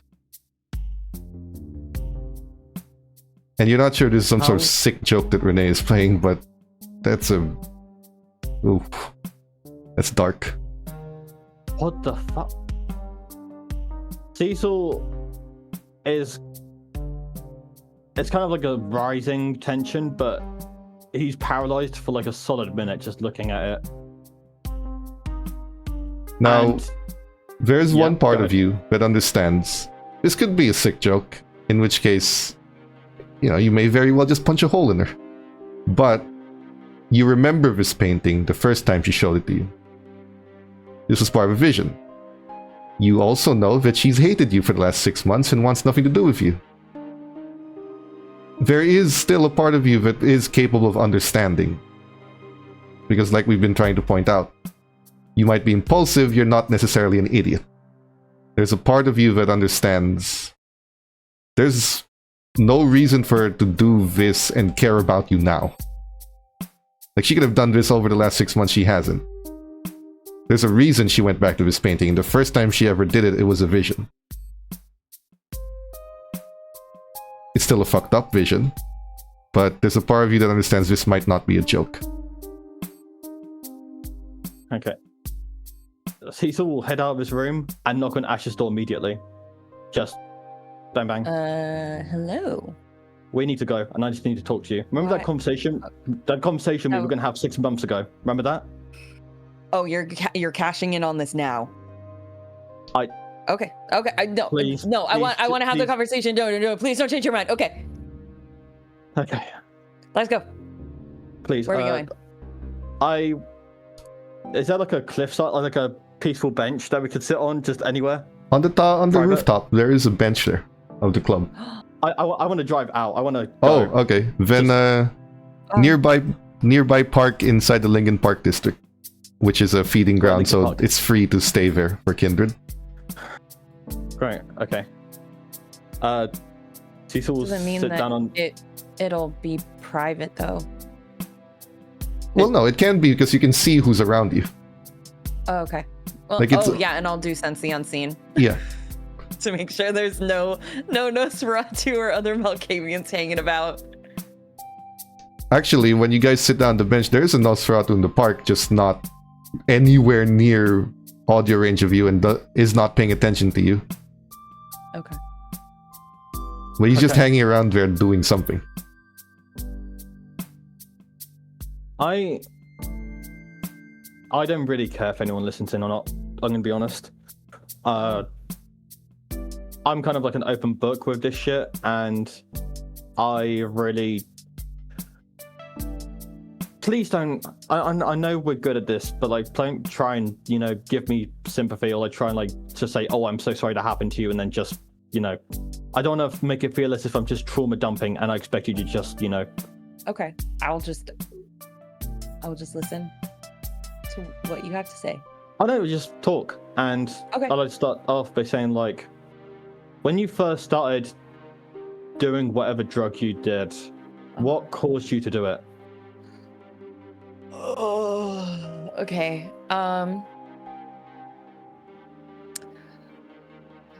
There were a couple of reasons. One was that, and I've talked about how I've had like these psychic abilities before I was embraced. There were some times that it was so much that it was like, it was just so loud and so much that I couldn't ever stop it. I felt like I was gonna drown in other people's emotions and other people's thoughts in the things that they were hiding from the world. Like there was just a lot, and I just wanted it to stop. And so I took MDMA, and it was the most amazing feeling I had ever had, because It feels, let me guess, it felt like having sex for the first time, kissing for the first time, and shooting a gun for the first time, all in like one, but even better. Maybe that's just, okay, that's the heroin side of me. My bad. Yeah, it could have been that. It was more of like, for the first time, I didn't have any worries for anything. Like I didn't have any anxiety. I didn't feel weighed down by anything. It was just like light, and I could just actually be alone with my own thoughts. Other reason, my parents are shitty, like really shitty people. And I was hurting a lot because they kicked me out of their house when I was 18, and I was hurting a lot from that. And it just, the drugs helped me to not feel that as well. You know what? Maybe we do deserve to be step-siblings. I was also kicked out of my house by my parents at the age of 18 as well due to my drugs. Oh, mine wasn't because of the drugs. Well, I didn't do drugs until I got to Chicago. Yeah, I know. It's just we both kicked out, and yeah. But what I'm trying to say is that, like, I feel what happened with my situation is that I just went straight into it. I went straight off the deep end with heroin, and the thing is, I had a perfectly great life. My parents were like jewelry store owners. I don't know if they are still or not, but they whole ass owned a jewelry store. They had money. They were giving me a supportive home. They would always be there for me when I needed them. My brother would always be there for me too, and I had just sort of the perfect family, just me, my parents, my brother. And I was in school and I fucked it up because I don't know why. It just seems like my life went down the path it did just because, I don't know, roll of the dice maybe. Maybe a stupid part of my brain was like, oh, let's try this out one time, and then it just led down all of this shit. But then they ended up, yeah. Oh, I was gonna say, I've never experienced it firsthand, but from what I knew from friends, it's like, I mean, kind of once you do it, you're done. Mm-hmm. It's not necessarily, I mean, the initial trying it, that was your choice, but anytime after that, it's very, very difficult to stop. Almost impossible. Oh, yeah, a lot of people seem to think that drug addicts or crack addicts or whatever, their priorities only being on the drugs is what defines them. That wasn't me in the first place. That was like second. My first thing was my family and my career, and I threw that shit away. I flunked out of school and I quit job after job. No matter how many opportunities my parents gave me, I kept on lying to them over and over and over and over and over again, kept on breaking promises. And eventually they had enough, and they were just like, fuck it. You're no longer our son. But my brother didn't see it that way. He still saw me as his brother, and he then decided to confront me. I was in some weird-ass crack den in a shitty side of Chicago, and I was shooting up, and he barged in. He's such a fucking idiot, but he just barged in, asked me what I was doing, just shouting why, and asking over and over again, why would I throw away this shit? Why would I cut off contact with him and just do this? And I couldn't respond with anything. I just looked up to him like I was a sick fucking dog. And after that, I don't know if it's directly after, maybe, he decided to take a swim and never come back. Because I guess missing his brother really meant that much.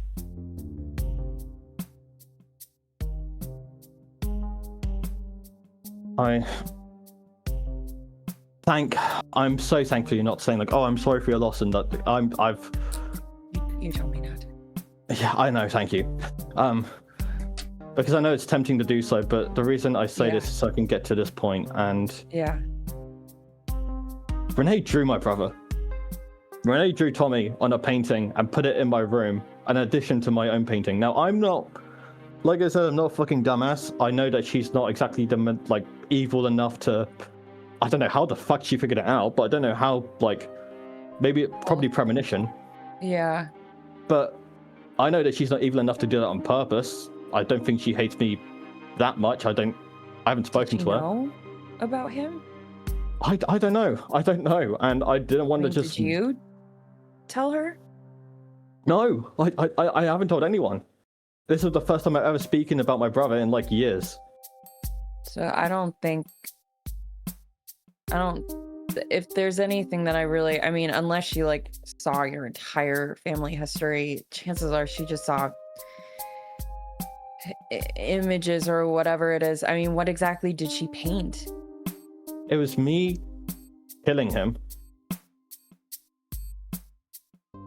You can see why I went to you rather than Renee, because I don't think I would have been in the right emotional state to confront her directly after seeing myself ripping into my brother. No, you two haven't spoken in 6 months, and I don't think that should be your first conversation after that. Yeah, it should have been some weird fucking Adam Sandler film, I get it. Ash, occult and intelligence, please. Or wits, rather. God. Occult and wits. Okay. Occult and wits.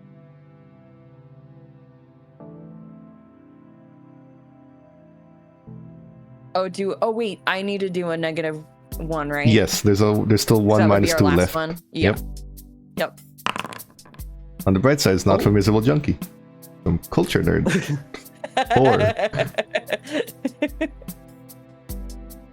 Okay. Premonition is a shared power between Toreadors, Malkavians, and a few other clans. Now, Malkavians get a special benefit from it, and they can use it randomly, and it gives them strange visions only they can understand. But the power itself is the same across all kindred. The nature of the power. It doesn't show you the past unless you make it. And from what you know, Renee's probably not going to look into Cecil anytime soon in these 6 months, willingly. So you can rule out her forcing one about him. This painting isn't in the past.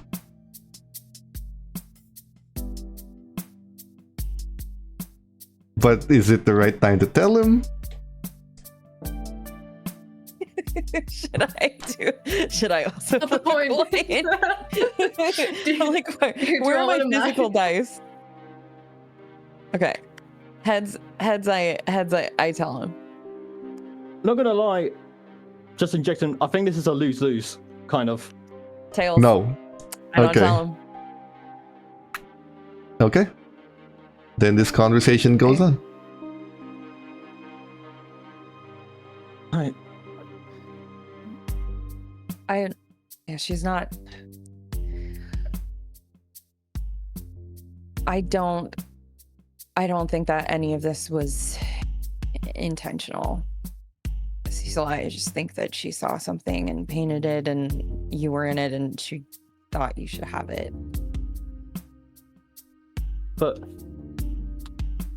why my brother? That's the main thing. I don't know. I don't. We don't have any control over what we see, unless we are spurring it on. But I don't think that she was trying to get a premonition about you, to be honest. Okay, well, yeah, that's why I wanted to bring you out here. Yeah. I don't know what the fuck I make of it. I this is the first time in this situation as a kindred where I genuinely don't know what to do.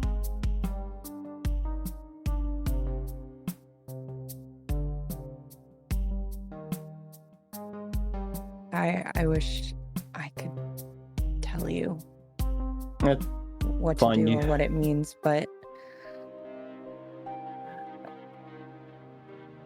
I don't know. It's fine. We'll just go back. I'm sure it'll Mm. I'm sure we'll be as friendly as ever. Just do you want a hug? Because that was a lot. It's not like a pity hug. I'm just saying, like, do you want a hug? Because sometimes, like, talking about this is a lot, and it's just like sometimes it helps to like calm down. Okay. At first I was gonna deny, but you kind of pulled my leg a little bit, and in a, I have to say, in a really positive way, I hug. I just hug. I hug Ash, and for the first time, the first time, you actually see teardrops, like blood, come from Cecil's eyes. But immediately, Progress. as they stop hugging, he wipes it away immediately. Yeah. She doesn't acknowledge it or like bring attention to the teardrop or anything. Some progress. What were we saying, Nigel? Yeah. Oh, yeah. Some progress. But you guys head home. And unless there's anything else, we can go to sleep. Oh, Renee, would you like to set up that meeting immediately? Given your position? Or not yet? I'll ask Do you- Aaron. Whenever Aaron wants to do it, because I'll bring him with. Do you want to gather information first, or do you want to just go straight to the source and sort this out now? I don't think. we should gather information. Yeah, I was gonna say I don't think tonight. I think let's wait on what Mr. Crestwood has to Okay. say for further information. And then I think during that whole thing, Aaron would have been perusing the neighborhood, looking at the other spots that might be of noteworthy, whatever for Whatever, kindred whatever Ballard is playing with your lot, there's a sense in what he's doing business-wise. Like, you could, with your new resources, purchase quite a bit of this land and flip them for a very nice profit. It may not. oh my god. Whether he's encroaching your territory or not, he has a point. A lot of this land could be turned in for a profit very easily. It would take not that much work for some of these buildings. There's a Yakuza reference here. Oh, can I quickly interject? Is the casino inside our domain? Like, and is it still being built, or is it outside our domain? It's about to be opened, and it's in your domain. That was the Okay. deal. And it's about to open. Yep. End of the month, actually. So, Cool. you guys go back home. Nothing else. Nathan's got news, but since the sun's about to rise, he'll just tell it to you in the morning. Or the evening. Your bodies go to sleep. Into daytime. Gun violence, people fighting on the streets, a few stabbings, a lot of people getting arrested, and explosion or two. In the evening, can you all make your rouse checks? There's a note I will end on before we go to break.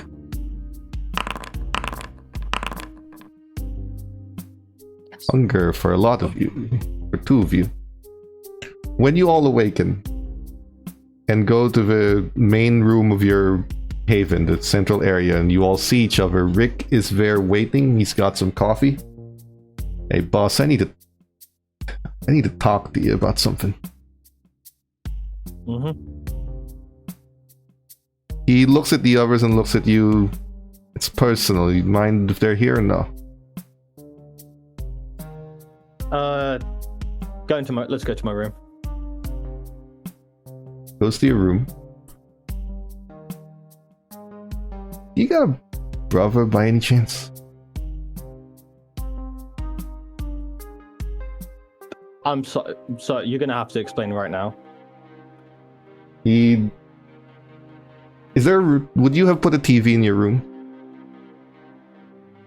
Probably. I need to watch Adam Sandler in my room somehow, sure. Okay.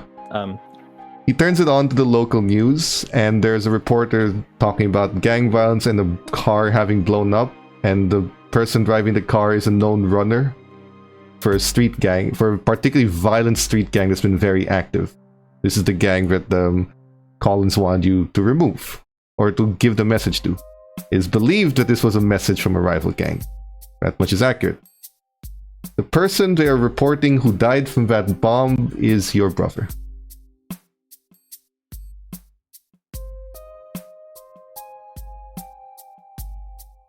Right. Name, picture, I thought I'd ask. No, that's not him. That's not him. It's literally not fucking him. It can't be. I'm not trying to cope here, Rick. Listen to me. He already fucking died. Are you sure? Did you see the body? I mean, I saw like the funeral. I saw like the. I heard, and I assumed that people wouldn't just lie about my brother committing suicide. I never saw him again after that, so I assumed he just.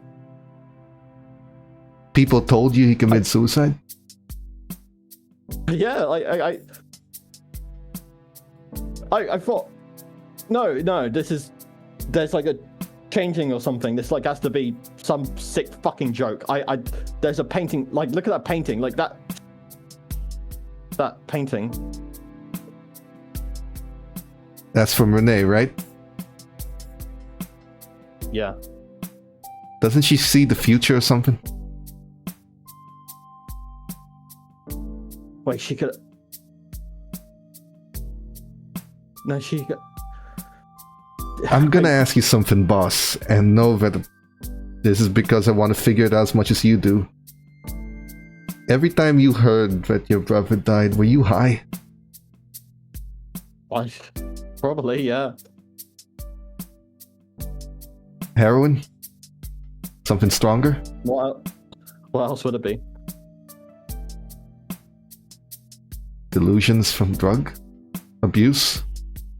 I've seen it in customers. They get a little too much, they start to hear things, see things that didn't happen. Well, no, he was told me he cared for me. He saw that one last time. I never heard from him again. He must have died. I assume since I never saw him again, I assumed that he was Boss, dead. when was the last time that you saw him?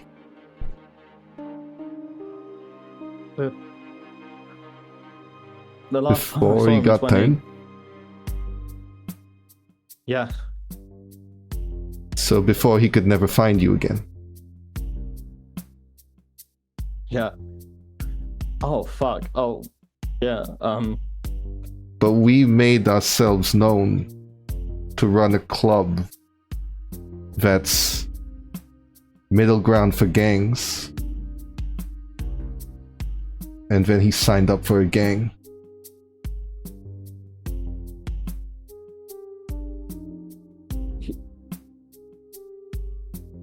What the?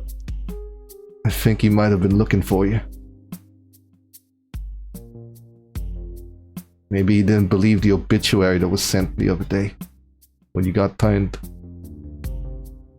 I'm just guessing here, boss. Look, I'll get my contacts in the police. I'll make sure the body's real, that this isn't some cover-up. How about that? Start with If you figuring can out. bring that, if you can bring that fucking body to me, I want to see it. I'll pull some strings, boss. Thanks. And you see, Cecil put a hand on Rick's shoulder, but you can tell that he is immensely shaking. It is like he's barely able. He's only able to speak, like just holding it together by like a pin drop. I got you, boss. I'll let you know. Just sit down and take it easy, I guess. You don't tell anyone else about this, okay? I just want to. Yeah, no. I'll leave that to you if you do. Okay. You guys see Rick walk out of Cecil's room, and like I said, all the rooms are soundproof. You don't know what happened, but he just nods at all of you, tips his hat like he's got something to do. He'll walk out. Does Cecil stay in his room? For a little bit, and he's just looking at the painting right now. Cecil has not left that room. The three of you are there. You know they had a conversation for roughly 5 minutes. So for us, we're going to take a quick break. No one go anywhere. We'll be back in 10 minutes to see what else is going to happen. Don't go anywhere.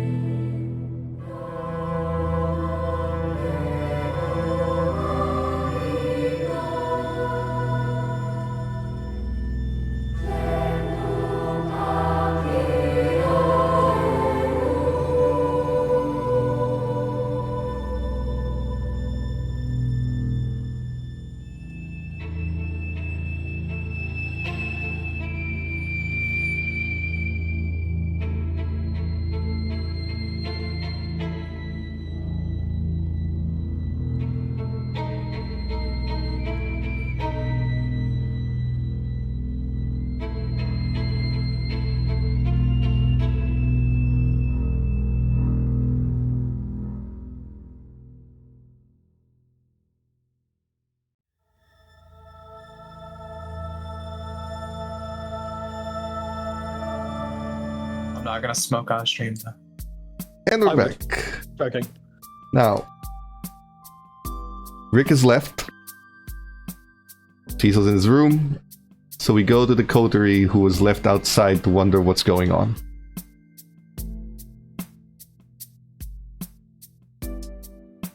It's usually Rick doesn't. That seemed different. Aaron is gonna say this while double fisting blood bags. Guess I could check on him. Yeah, I should probably check on him. Okay. Knock on the door. Hey, Cecil. Do you answer? It's Ash. Cecil won't answer. He's just looking at the painting. Does Ash enter? And more typically just looking at his brother. Okay, I'm coming in. Please don't be changing. There, and hey.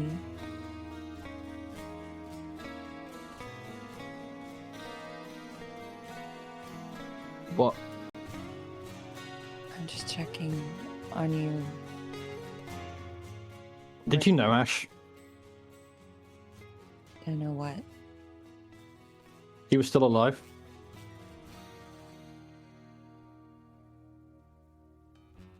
Hey.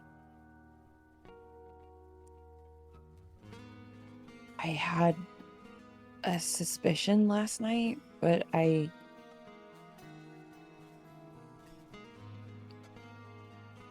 didn't.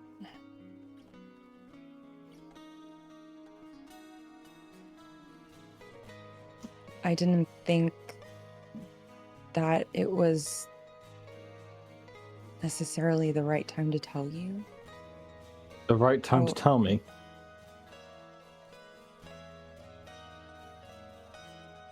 Did Rick find him or something? Oh, no. No, I look at the painting. That's what happened. I was the one that put the car bomb underneath him. I didn't even know. And the fucked up thing is that that bomb still was not off and we were both talking.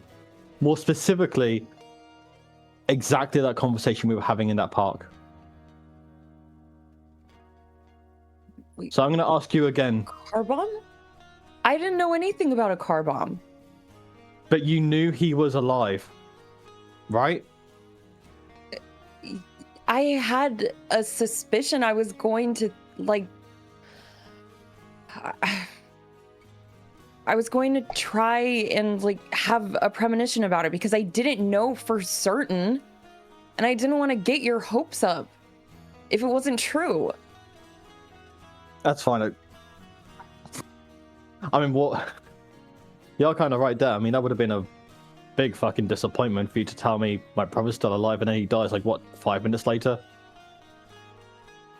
That would have been a really fucked up social experiment, like one of those prank channels. Like...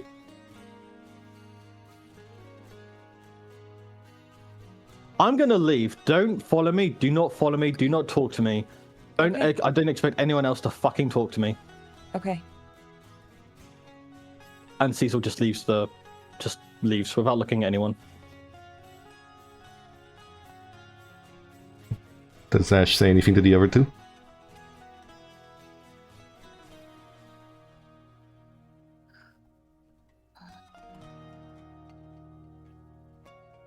Will he be alright?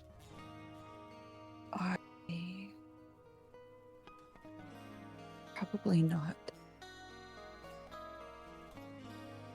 In an immediate sense, or in a week from now, months In a from now? universal sense.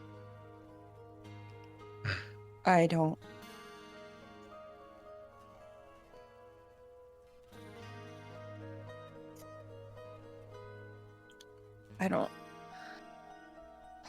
I don't know how much I can tell you because it's not my story to don't. tell. You don't have to. He shared with you, not us. You talked with him. He didn't come to us. It's your choice. Should we keep an eye on him? I don't think so. I think we need to just give him his space. Okay. I think from the last time we tailed him, made things worse. Let's just I agree. trust that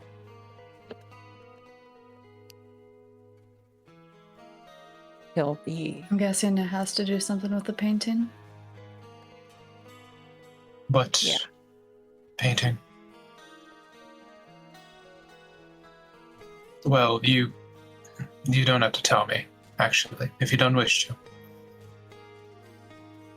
Still in his room.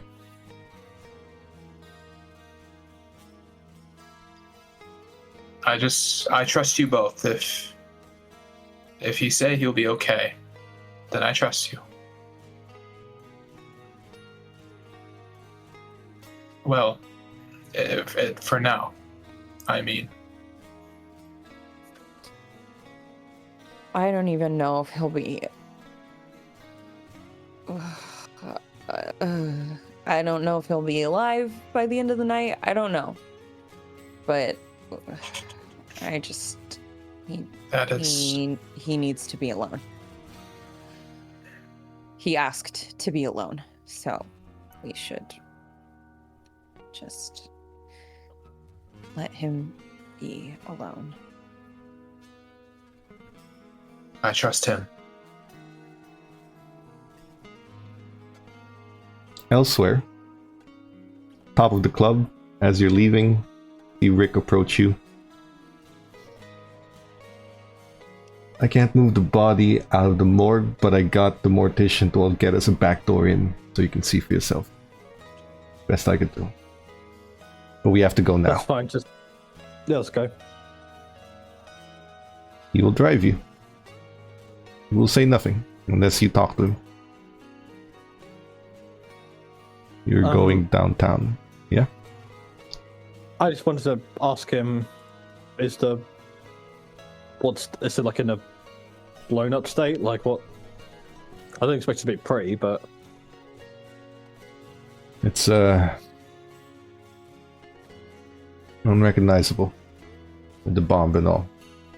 They identified him through dental records and whatever DNA they could salvage.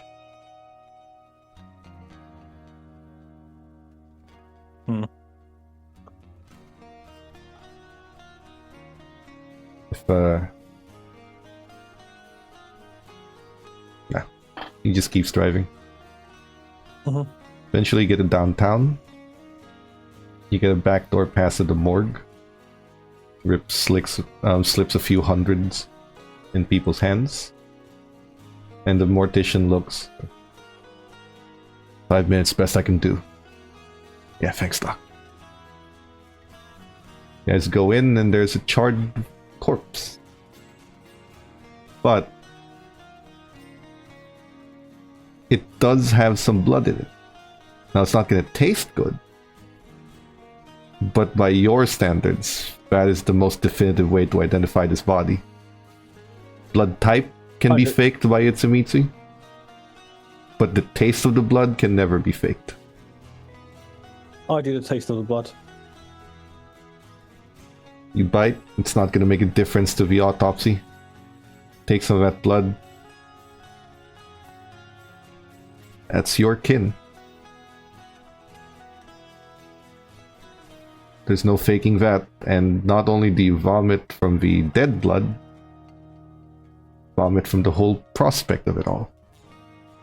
This is giving you free stains on your humanity for the loss of a touchstone. What do you do?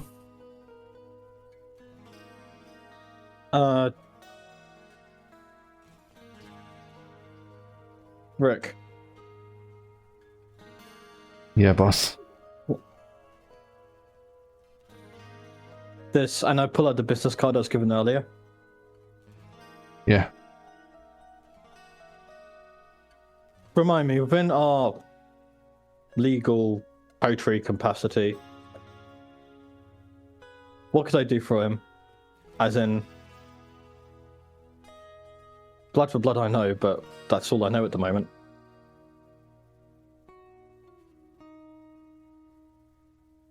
You took a job from him, and it's not any job we haven't done before. They didn't know who the target was. They just need a message sent.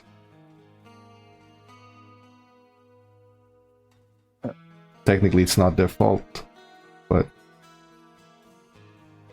I can set a few things up. Put them on a hook and get everyone to understand what happened to them was something they did and not out of revenge. But that's gonna take a bit of time. I don't bother with it. I really don't.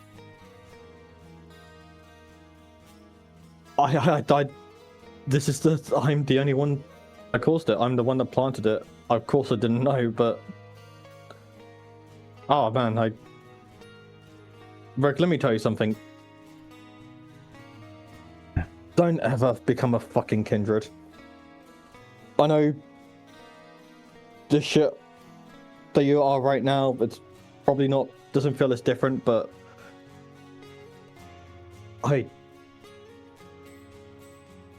when you live for so long and I'm only fucking 6 months in and look at the state of me. Look at the damage I've fucking done. Boss, are we sharing here? Because there's something I can tell you. What's that? I've been at this gig for the better part of a decade now. Wasn't always as good as I am. When I started out, I was a low-level dealer just pushing shit. But when I started out, shit started getting real. The usual cuts weren't enough anymore. Prices for drugs were going up, Colombian cartels were squeezing us for all we're worth, and we had to make bank somehow. So the bosses then had the idea of cutting some fentanyl into the drugs. That was the new thing. Fentanyl was relatively cheap, easy to produce. You cut it in with some of the expensive stuff, you got more supply, more money. At the time, we didn't know what fentanyl actually did, other than it makes it more addictive. We didn't know you could OD off that shit so easily.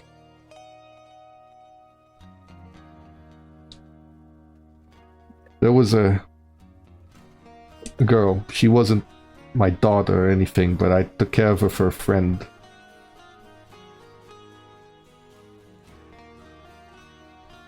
She got in with a bad crowd and I sold her the shit that did her in.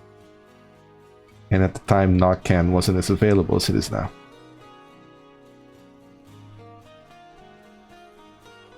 I don't have brothers, I don't know what it's like, but I know what it's like to feel responsible for killing someone for doing what you thought you were always good at.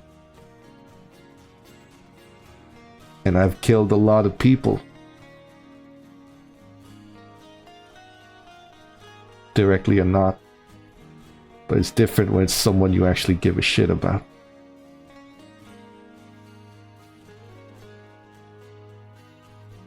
Can't say it doesn't haunt me. All you can do is move forward.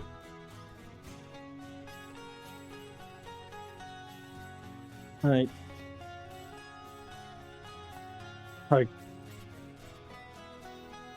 You're right. Moving forward's the only option here. Yeah, because if you die, I've tried, then you killed them for nothing. Yeah, and it would be pretty ironic if this entire time I fucking thought he killed himself and then he didn't kill himself and then I end up killing myself is kind of a bit of a piss take, isn't it? Yeah. We gotta go. Yeah, let's go back. And we head out. Back home or somewhere else? Let's go back home. Alright. While Cecil's out, do the rest of you want to do anything for the night? He's only gone for, I would say, about 3 hours.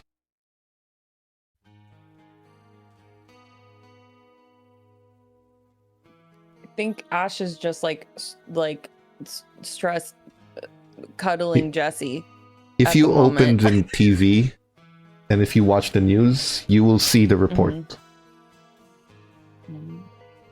And I would say watching the news has become a commonplace thing because the stuff the anarchs do often get there.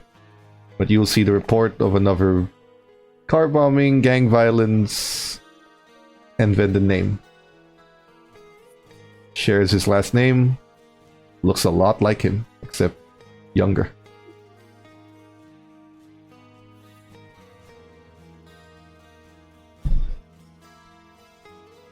Is Aaron able to infer and It's hard recognize to that that's miss. the same last name? You remember his last name, it was all introduced during Elysium. He even asked Yeah. you about yours. And he looks the Can same. I? It's very hard to miss the similarities. Now, I will say, the car bombs and the assassinations, this has become commonplace for Cecil's jobs. And he has done them cleanly, but he's never broken the Masquerade. This is how he consolidated the gangs, by being the mediator for the stuff they want to do. And he's done them so that it wouldn't have to be done so often. 90% of what's happening in Chicago is anarchs, or maybe the third faction. That is thanks to Cecil's efforts to make sure that the gang stop doing it to each other, and does it in a controlled manner. So this is not something that he hasn't done before. And like his previous work, this is controlled, measured, and the police have proper suspects. This is not a masquerade breach by any means. This So is this just isn't- personal. This isn't Anarchs. No. Aaron would know that just by the profile. Yes. The Anarchs are far messier than this. This doesn't even need cleanup.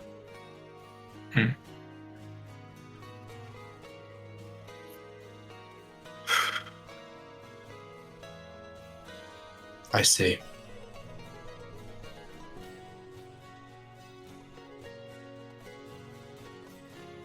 He thought he was dead.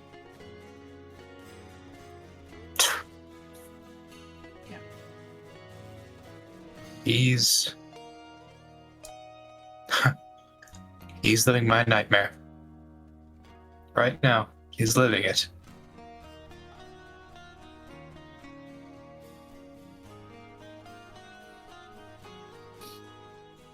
That's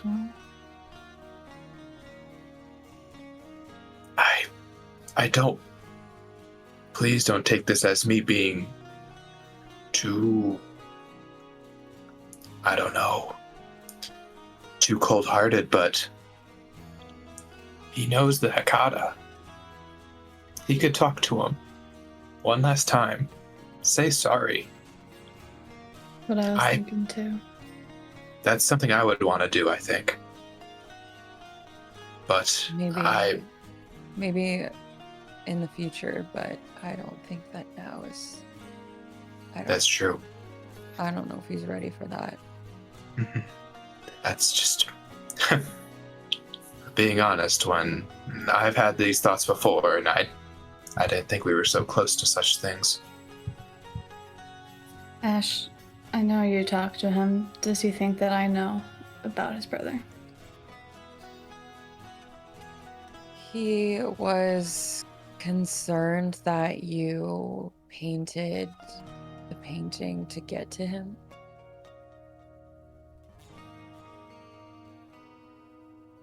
I knew about his brother, though. And I didn't say anything.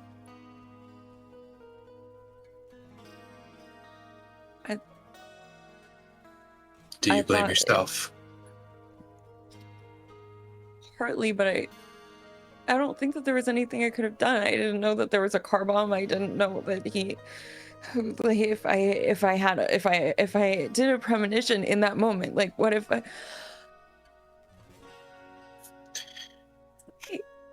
think he hates me. I think he blames me a little bit. And I don't blame him. I don't know if there was really anything that could have been done. But he was alive when we talked. And he was alive when I knew.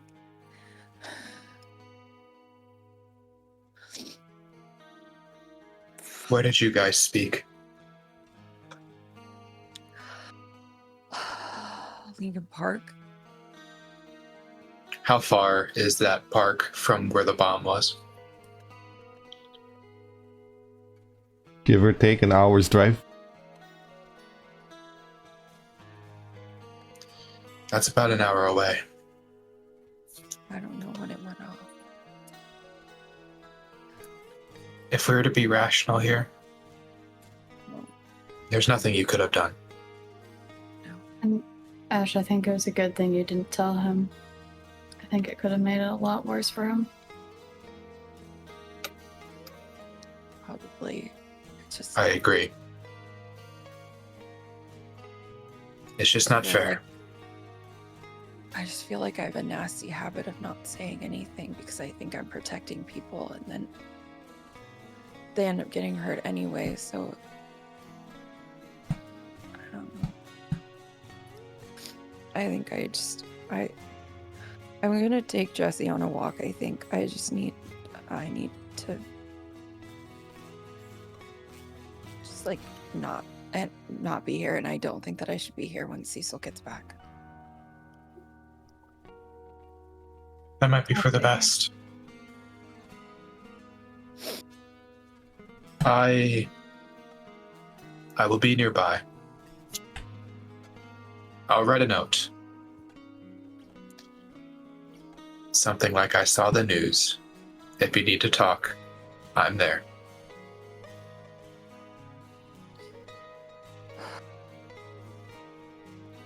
Okay. Will Renee do anything? She'll stay there and wait. Ash is out. Cecil comes back. With Rick walking him down to the haven. Once you guys are at the bottom of the steps inside the haven itself, Rick looks at you, Cecil, and says, "I'm gonna run the club, boss. Just let me know if you need anything." Yep, you got it, Rick. Left some vials of the spiked shit if you want some. Please. And if there's a time, now more than ever, I need it. It's in your room, in the chiller. And he nods and walks back upstairs. Do you do anything, Cecil, or do you just head straight to your room? Who's currently in the coterie living room right now? Like the main area? Renee. Aaron is gone, but they I left think it's just Renee's here. they left the note. So there's a note on your door, and Renee's the only one still in the haven. Cecil will start walking towards his room, but then stop and say to Renee, that was a beautiful painting. I mean it. And then he'll go back to his room.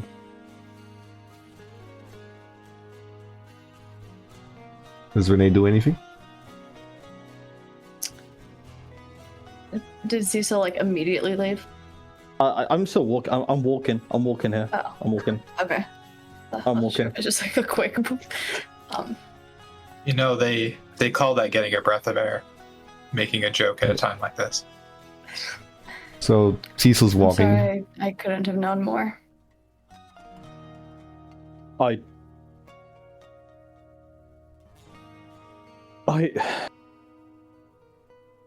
Okay, you know what? Fuck it. Not now. Definitely, probably not now. And you may know why, but we do need to have a fucking talk eventually. And I know it's gonna probably not be as civil as I'd want it to be. I don't know. I can't predict the future like you lot, but we need to fucking talk. I can't do this shit anymore. Just let me know when you're ready.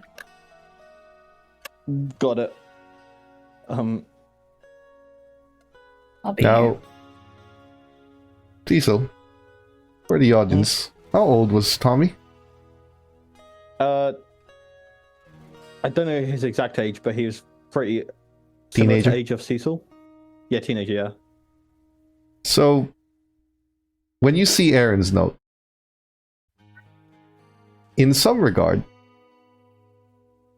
you just did exactly what you've been telling him if you think of teenagers as kids.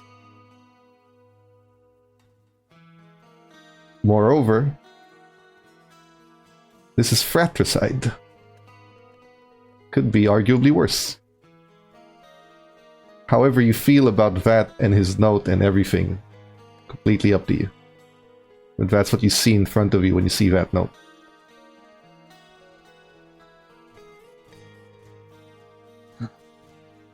And you step in. Yeah, I take the note and I take the note and I put it inside a random DVD case. Preferably not an Adam Sandler one. That'd be really horribly timed. So Okay. Do you have other movies? Now, I don't know. Put it inside a notebook. I don't know anything. sure. Now you have a chiller with vials of blood that can be extracted with an injection or a syringe and placed into you for a good hit just to numb yourself. Ash is out, walking Jesse. Anything else you're gonna do, Ash? Sorry, miserable junkie just took me out. Okay. They got the name wrong. What did I do? I got the name wrong.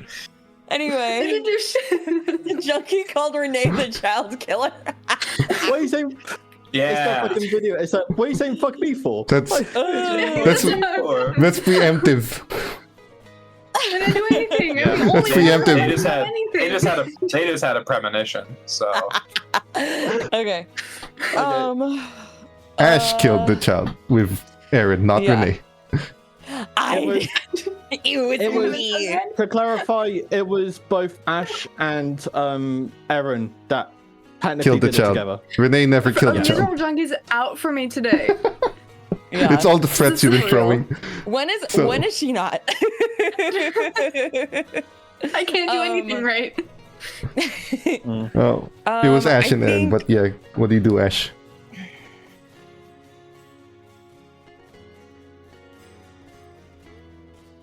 I think that Ash wanders sort of aimlessly for a little bit and then realizes that she's like close-ish to Junk's Haven and goes to visit because outside of the coterie, he is probably like her best friend. And it's just like need some more animals, need some just like outside perspective. So you go to his haven. Mm-hmm. A rat stands guard, not Denise, but recognizes you all the same. Mm-hmm. Drags you into that haven. And Jesse is also still with me. And he's there. He looks at you. What brings you here?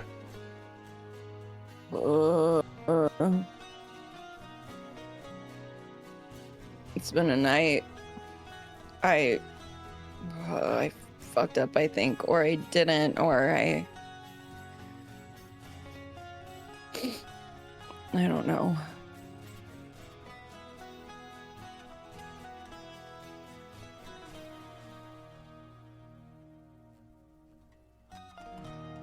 I'm not exactly someone who talks, but if you want to I know. talk, I guess I can listen.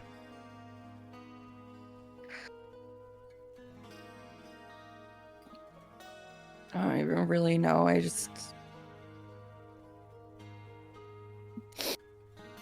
just needed to not be in my haven, and I was just wandering around on the streets, and I came here. I don't know. Huh. I Rough night?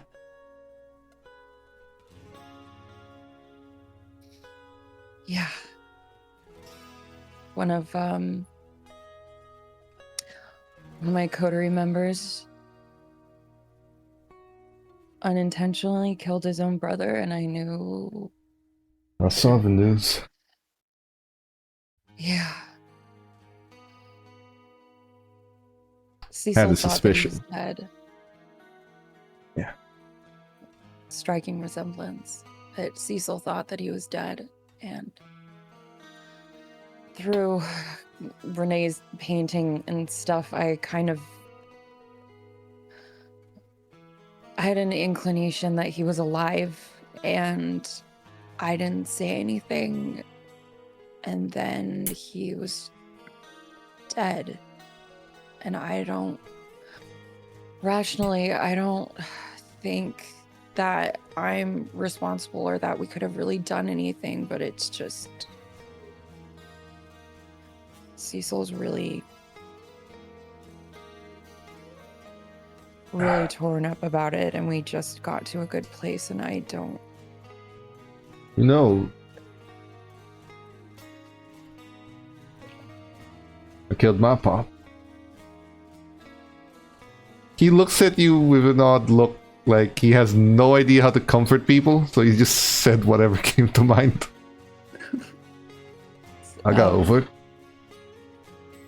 Okay. That's probably not helpful.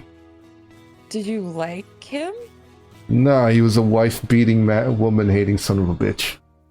Yeah, that's not quite the same. Yeah. But look, it's okay. here's the thing. The many of your clan that I've met over the years, they've come to realize that, you know, Cassandra from the like the Greek oracles mythology. of, yeah. Specifically Isn't this she one, like the one that no one ever listened to, the one that predicted everything but everyone ignored. See, that's supposed to be a curse, but another way of seeing it is that eventually she gave up telling people things, even if she knew what was going to happen, because no one would listen anyway, or she couldn't make sense of it, or it would be a jumbled mess, whatever the cause. What I've come to learn about your clan over the years is when you find out something, unlike the rest of the clans who have the same ability, when you find out something, it's usually pertinent. But that doesn't mean there's something you can do about it.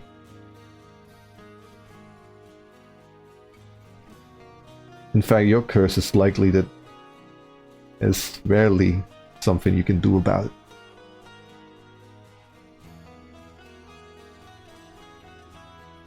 You can blame yourself all you want, but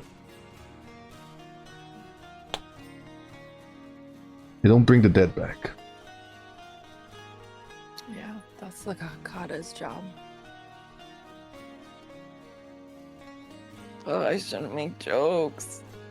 No, that's not a joke. They can. Yeah. Look. Someone died. Maybe you made a mistake, maybe you didn't. But the fact is, even if you knew for a fact that you didn't do anything wrong, you're not gonna stop feeling that way. That's just who you are.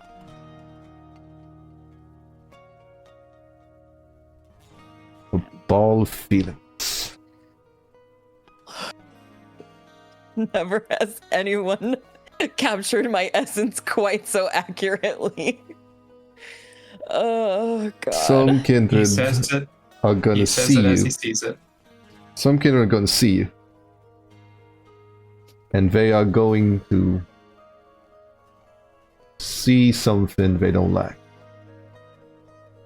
Not because of who you are or anything you've done, but because you represent something most of us have lost. The ability to care. And no matter who the kindred, no matter how old, they'll never admit to it. But every kindred misses that part of themselves. Even a little bit. I heard you've taken lessons from Critias. Yeah. Yeah. Now he's an old and powerful on- and angry son of a bitch, but Yeah. you stick by it. Maybe you'll last a little longer than most of us did. Oh no, wouldn't it kind of just be easier if I didn't? I won't. Yeah, Like, it's always easier not to feel, not to Yeah. care. It's always going to be easier. Just lose all of that. That's why the most of us do it. Stop caring. Because when you stop caring, nothing gets to you. But you do make a trade. The trade is when you stop caring. The things that get easier, the worst things, the parts of you that you don't want to do. The killing, the death, murder, whatever it is. It's a slippery slope. And someday down the line, when you stop caring, you're going to look at yourself and you're going to see someone that you don't like. Or rather, someone that who you are right now wouldn't like.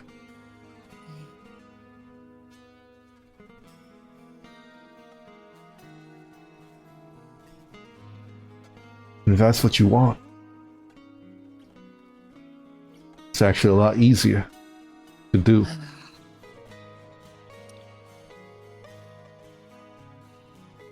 yeah, but I won't. At least not without a fight. It's just gonna hurt for a really long time. But, you know, Critias is all about the suffering, so apparently it's just par for the course. Suffering. Suffering is what we call existence in this world. Everyone suffers. But when you get through it, maybe you find something on the other side. Hey, see, you are good at this. Yeah, sure.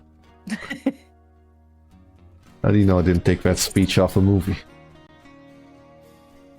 I've seen a lot of movies. Although recently it's been all Adam Sandler, so I just know that Adam Sandler didn't say it. Look, whether you were causing it or not, doesn't really matter. You weren't the one that pulled the trigger. So however you feel about yourself, whoever pulled that trigger feels 100 times worse. Maybe save the self-pity and be there for your friend. Whether they want you there or not, doesn't matter.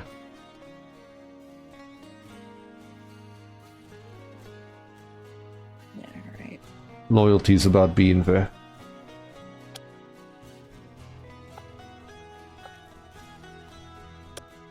Learned that the hard way.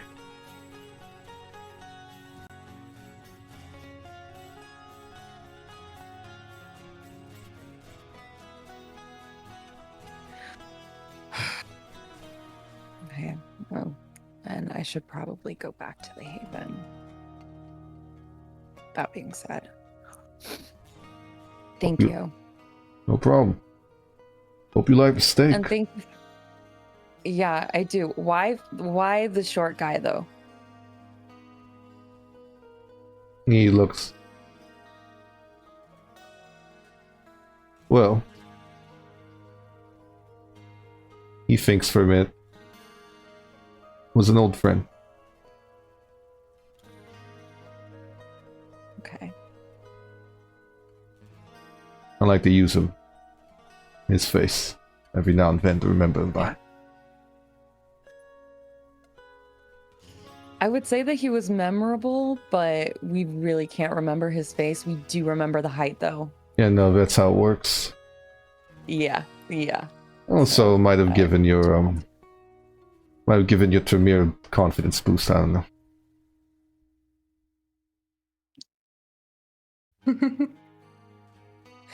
It kind of did, honestly. Maybe meet someone a little shorter than he is. Yeah, it honestly did give him like a weird little confidence boost. Like, yeah. Well, next time you want to come by, yeah, make sure you use the same entrance. Some rat's gonna be there at some point. Yeah. Did you give Denise the night off or something? No, she's off in the dumpster looking for something. Scouring for scavengeable goods. You'd be surprised the things people throw away. Oh. Yeah, that's why dumpster diving is so big. Like, we waste so much stuff. I won't go on my soapbox with all of that stuff. Anyway, I'll thank you for the steak. You let me know what I can do for you. Yeah, when I find something. Yep. Don't worry about Okay. it. Yeah. He just pulls out another mouse. Paulie here will show you the way out. And he just starts running towards the entrance and looks back at you. And then he runs. And I You found leave. Is Aaron doing anything? Oh, sorry. Before you do, Nathan will call you to the security room. Okay, so I did find something interesting.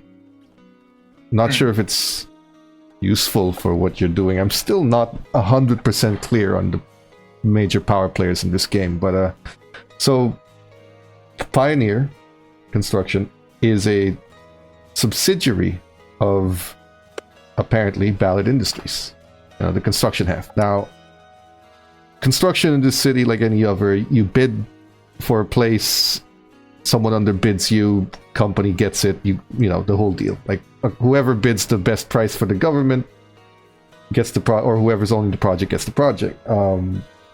Pioneer built this. It's going to be a government building, not a law enforcement or anything. Just some sort of, I don't know, maybe a DMV branch. It's not big enough and the clearance isn't high enough for something like FBI or detective or an LAPD or a Chicago PD sort of thing, you know? But Interesting. the interesting part is Pioneer undercut Sovereign Holdings owned by this guy, and you see that guy as a ghoul of Alan Sovereign, his rival. I think this is just a property war, and Pioneer won. That is interesting. Now check property prices, ran it through an algorithm, just, you know, standard financial bullshit. If he completes that project, that property is going to be worth 3 times what he paid for it, and I don't think anyone truly realizes that except him.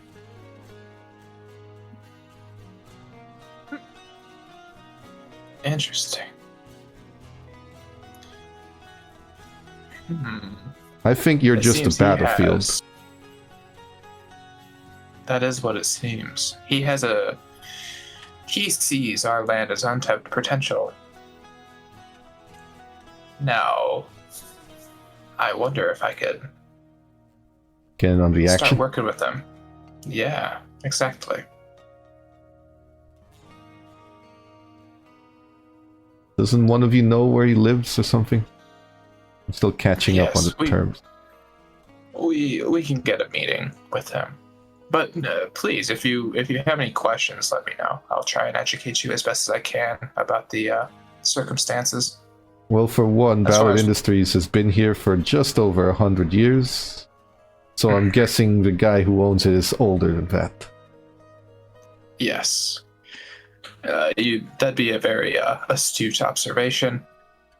He's what is known as a 7th generation kindred, meaning he is upwards of multiple 100 years old, at least. Right. Um, Lower, closer to the source, more powerful. I got that much. Yes. Okay. Only, I don't think either you or me will ever see someone who is 1 or 2 or 3. Huh. It comes with the territory that the higher you get, the scarcer you are. Guess they killed each other off. There's one other thing that I found out about this. Pioneer was only incorporated about 10 years ago. While the construction arm of Sovereign Holdings has been around for roughly the same 100 or so years as Ballard Industries, which leads me to believe that Ballard is now firing the first shot and stepping into the construction game. Because Ballard Industries hasn't had a construction arm ever. Now, given it is a government contract, I'm gonna go off the limb and say that Ballard's got some sort of politician in his pocket to get that contract bid. That, or he massively underbid and ate a huge loss just to get this project, which, to be fair, when he completes it, is going to be worth a whole lot of profit even on that loss. Did you look at Sovereign's connection to construction? Yeah, I didn't look too deeply because he's got a lot of shady shit going on in this company. A bunch of shelf companies, unshelf companies, non-existent subsidiaries. Basically, he owns a monopoly of the construction game in Chicago. Illegally at that. Until see. Pioneer came along. I think they're having a pissing contest. That's exactly what I think it is. Pioneer wants to see if they could chip away at that monopoly. Well, they took the first step. His property's going for gold. There's some insider info that I hacked into from investment firms looking to put some money in that project. We're talking millions of dollars. Jesus. Interesting. Right. If you can, not document this all, but maybe an audio recording or something that me and my peer can listen to and get more information. Either that, or when I get Renee up here, tell her exactly what you told me, and if we have questions, we'll give them. Because it is going to be me and Renee that will go and see Mr. Ballard. Excuse me. I've been working for you for about 3 or so months now. He gives you like a recorder, like a high-end microphone recorder. It's all there. And as always, he deletes everything from the computer, and he is the kind of guy who has like multiple computers and buys new ones every time. He magnetizes the board immediately. Just destroys it completely. Excellent. Very good. Say, now Yeah. be honest with me. Is there something you want to like eat? I don't know, eat or do or You deserve something of a break. Is there like a game? I don't know, you pay me well. I just buy whatever the hell I want. Sure, but that doesn't mean that you're entirely, that you have everything. I'm sure there's something I can grant that you don't have.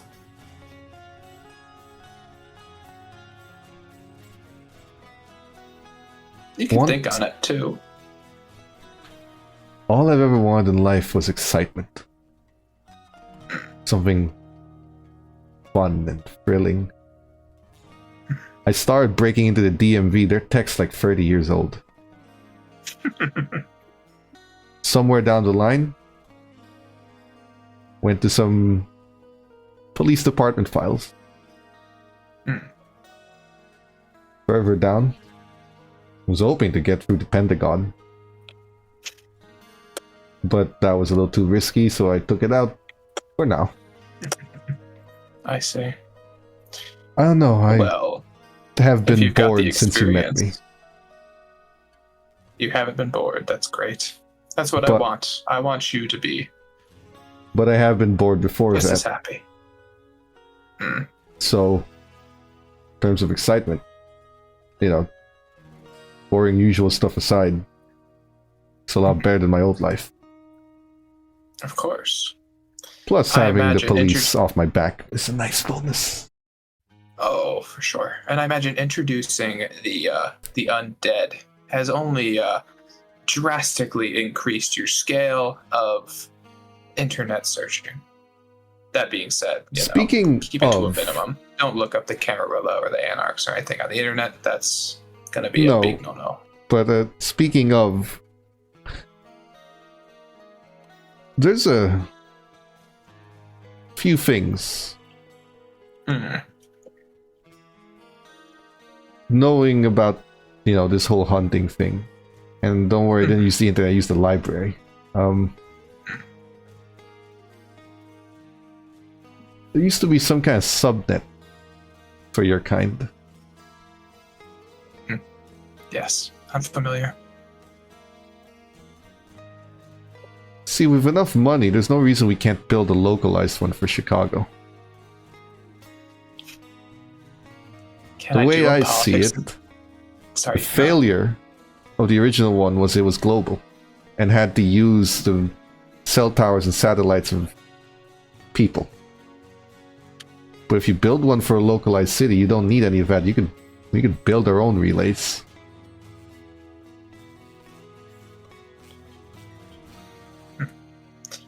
And say we set this domino up.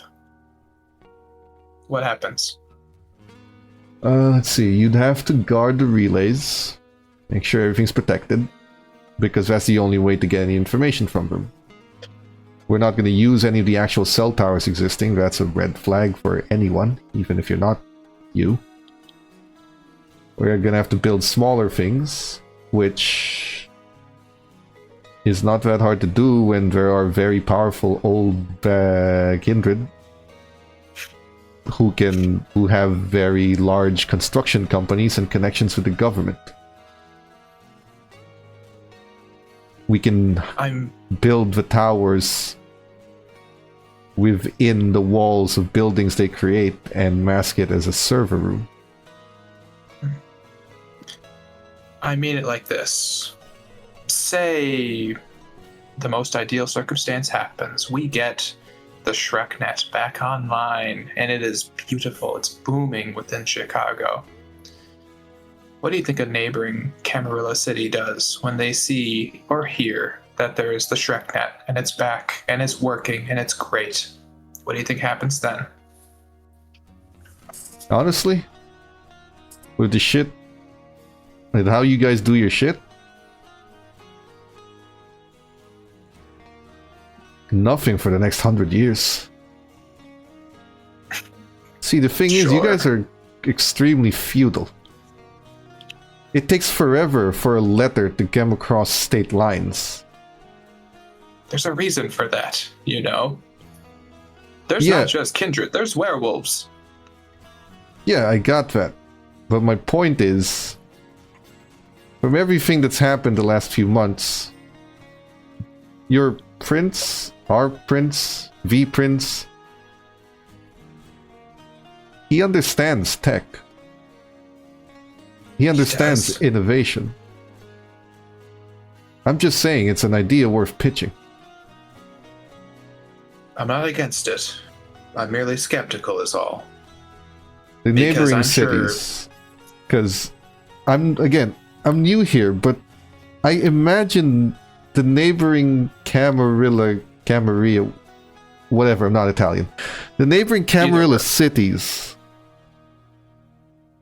if they wanted to do something about the shit that is done in this city, I imagine they already have a problem with the prince working with a werewolf. And, you know, being 30-something years old. That doesn't seem Hey. like the kind of shit your government is happy with, but they haven't done shit about it. I'm guessing they can't. No, it's about his results. They respect his power. Yeah, but the thing is, he's powerful enough for them not to question it. Mm-hmm. So if it's his idea,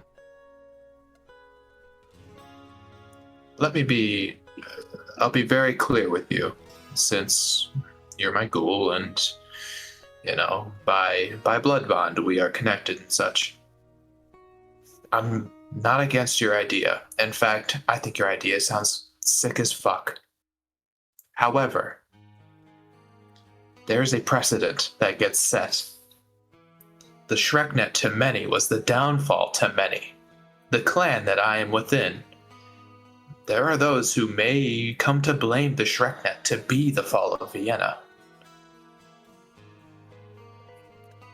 If we make something and we show to the others that it can be possible again, there's an equal force that is going to be against it, and an equal force that is going to come crashing down hard, or it might slip out of control. This isn't something that we can just do and let run free. oh, I know. He shows you a USB drive. Completely done offline, but that's the reason I built schematics, not a plan. And he hands it to you. And that's the reason why I suggested you go to the guy who's already done things that I assume would have gotten the anger and ire of other cities and the people within the city, and has gotten away with it. Doesn't have to be our idea. Make it his. People want heads, they'll take his.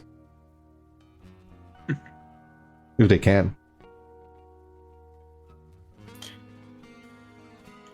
The biting of ambition in the back of Aaron's brain is definitely gnawing at the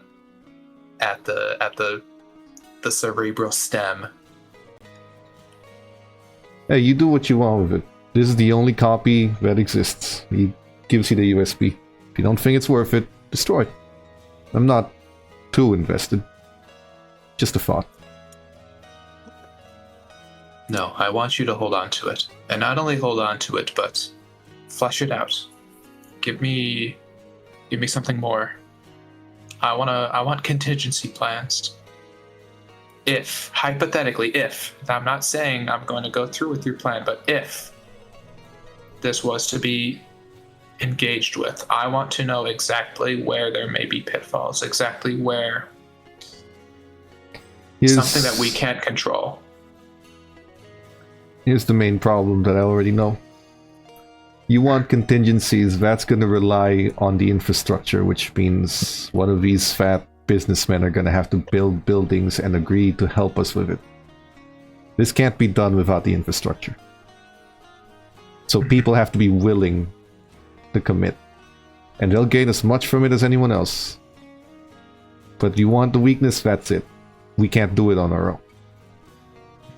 We'll have to rely on others who have infrastructure and resources to defend it and build it within the servers, which is a lot of technology. You're right. It requires a lot of money and influence and connections with the government to ignore it, and private contractors like in Justice of the Pioneer logo.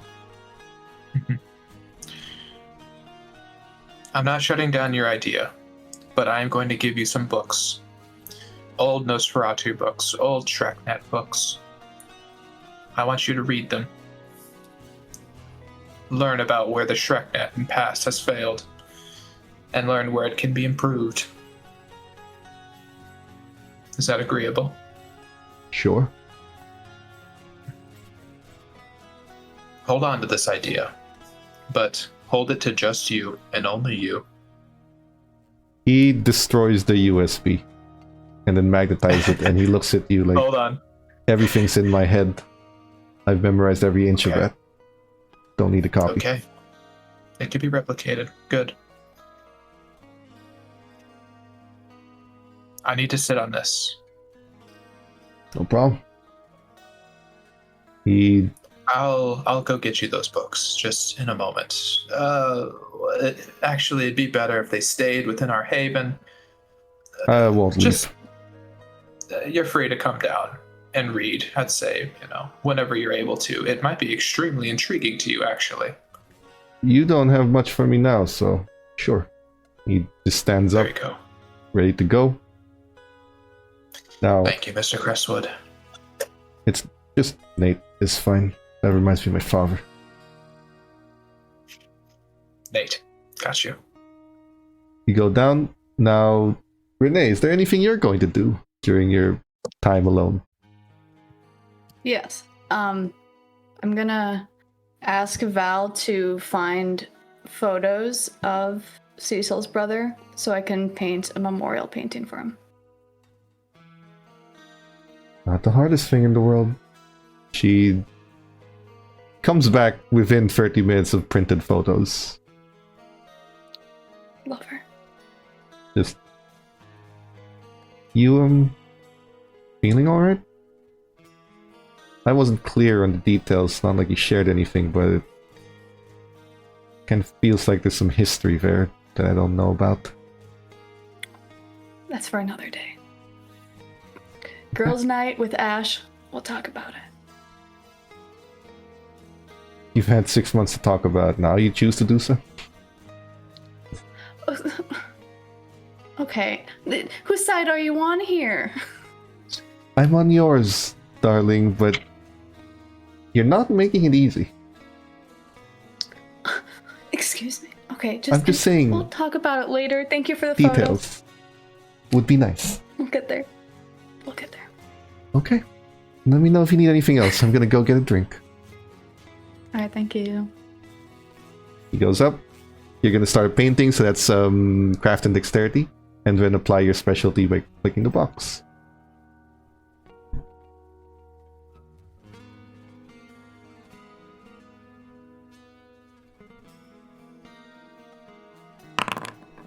Two. Okay. It's not a failure. It's fine. It's not good enough. Okay, It's not sure. good enough. 3. Okay. Yeah, that's- It's going very well. Like always, like when you were live, tragedy is the ultimate muse. You paint a painting in your mind, a memorial of sorts. It's not done yet, but given your speed, your unnatural speed, mostly you're just waiting for it to dry. You finish it faster than it dries, so you have to wait, and then you have to do it Using again. acrylic paint and not oil paint because I know better. Even then, you paint faster than it dries now because of your unnatural undead speed. You can wait for a bit, but it's looking like you want it to. Even better. At some point, your coterie gathers again. All 4 of you in the area. It's about midnight. The things that you can discuss with each other. But as much as a conversation is desperately needed right now, you have someone that comes down. A ghoul. The sheriff's ghoul. Comes down in a suit, looks at the four of you. A word, please. The sheriff, and by extension the prince, have sent me here to see if it would pique your curiosity and interest to undertake a small task for the Camarilla. An investigation of sorts. The reward, of course, is whatever you, as a group, may choose to ask of the sheriff or the prince, if he is amenable to listening. But mostly this is for the sheriff. If you are not interested, there is no harm to come to you. This is an offer, not an order. I've been instructed to make that clear. Well, What does it involve? I was gonna say, you can't expect us to accept without knowing the details. It involves the investigation of a missing primogen.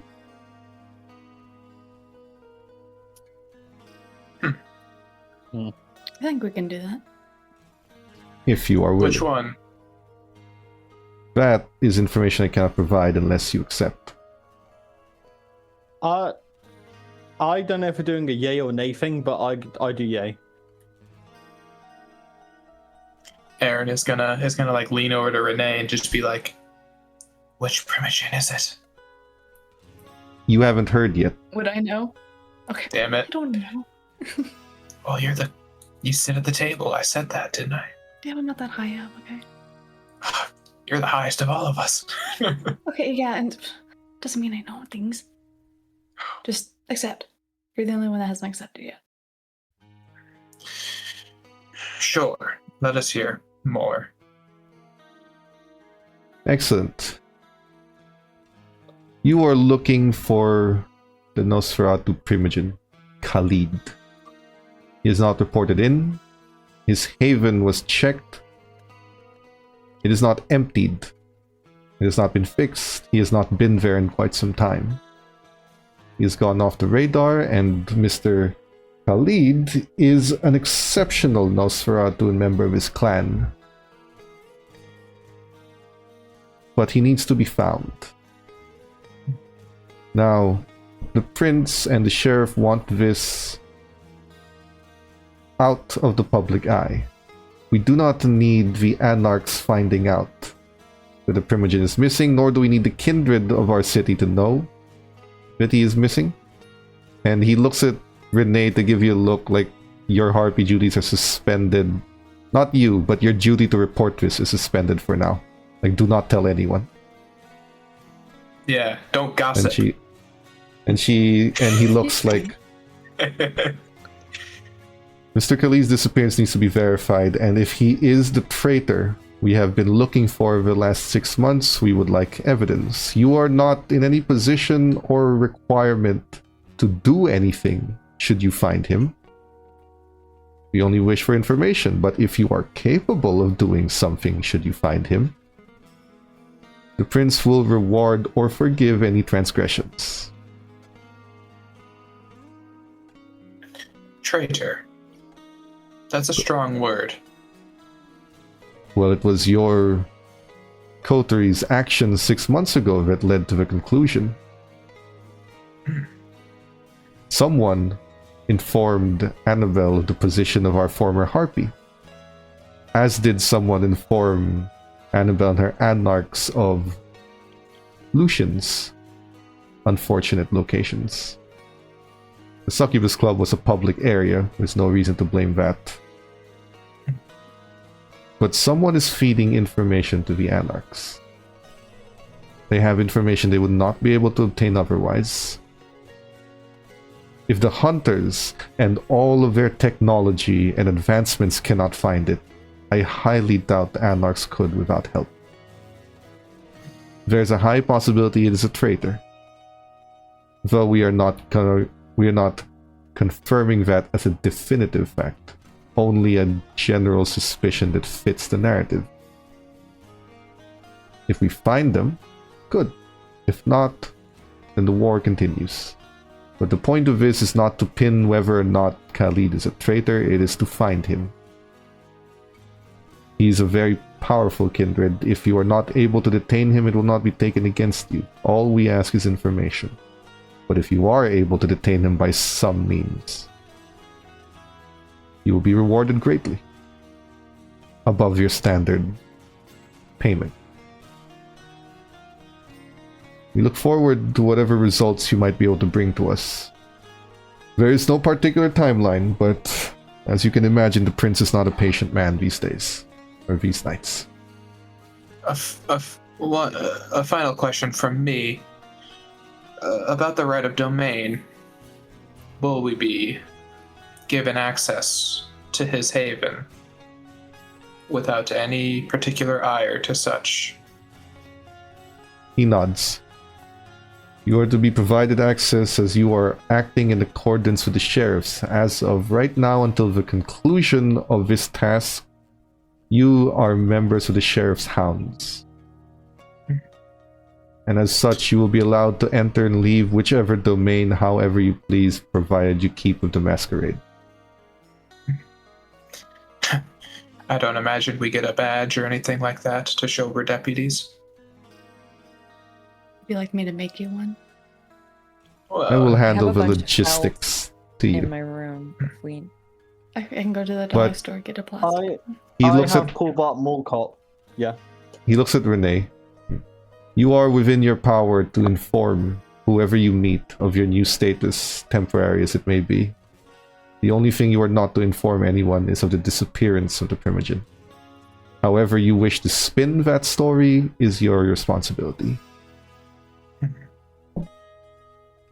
He stands. We look forward to hearing from you. Thank you. And he nods his head. He leaves. It is around midnight. You can do something tonight. You can do it tomorrow. You can still talk if you like. There are plenty of hours left in the night. But for now, we are going to pause our story there. So, everyone in the audience, thank you again for watching. Thank you for being here. Thank you for sticking through some painful things that we tend to cover all the time. Before we head out, why don't you all introduce yourselves and where people might find you and what cave you live in? Dorsley.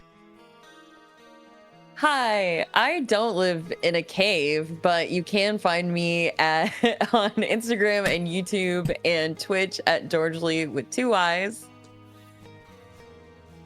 Okay. Captain? I live in a cave, don't find me. Flower Boy by Tyler the Creator. There's an album that you can look up instead of looking for me. So good. Petra? Banger. So good. I'm Petra. You can find me at Petrapika HXH. And if your brother kills themselves and yeah, If your brother isn't a car bomb. And yeah. I am emotionally drained. My bad. Wow. Okay. If I am you're- Shig. So good at the words. I'm Shig. You can find me on Instagram at Manascona. Which shout out to this guy named Ron who just followed me. I don't know who he is, but good for him. I got followed by Ron too. Yo, Ronzo the Hut. Yes. If Ron's in the chat, If you say were- something. Ronzo the Hut. Yeah, thank you. Good for you. You're calling out Also, the because- lurkers. Yeah, because of the tragedy of my little whooper, I'll show you my big whooper I made in high school. He's broken, but Aw. I'm fixing him.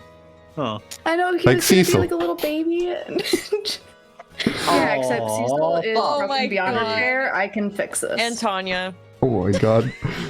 So, that's it for this evening. Thank you everyone for watching. We will see you again next week for whatever happens next to this coterie and Cecil's depression adventures. Till Again, then. they continue. Thanks everyone. Only going and downwards. Bye. Goodbye.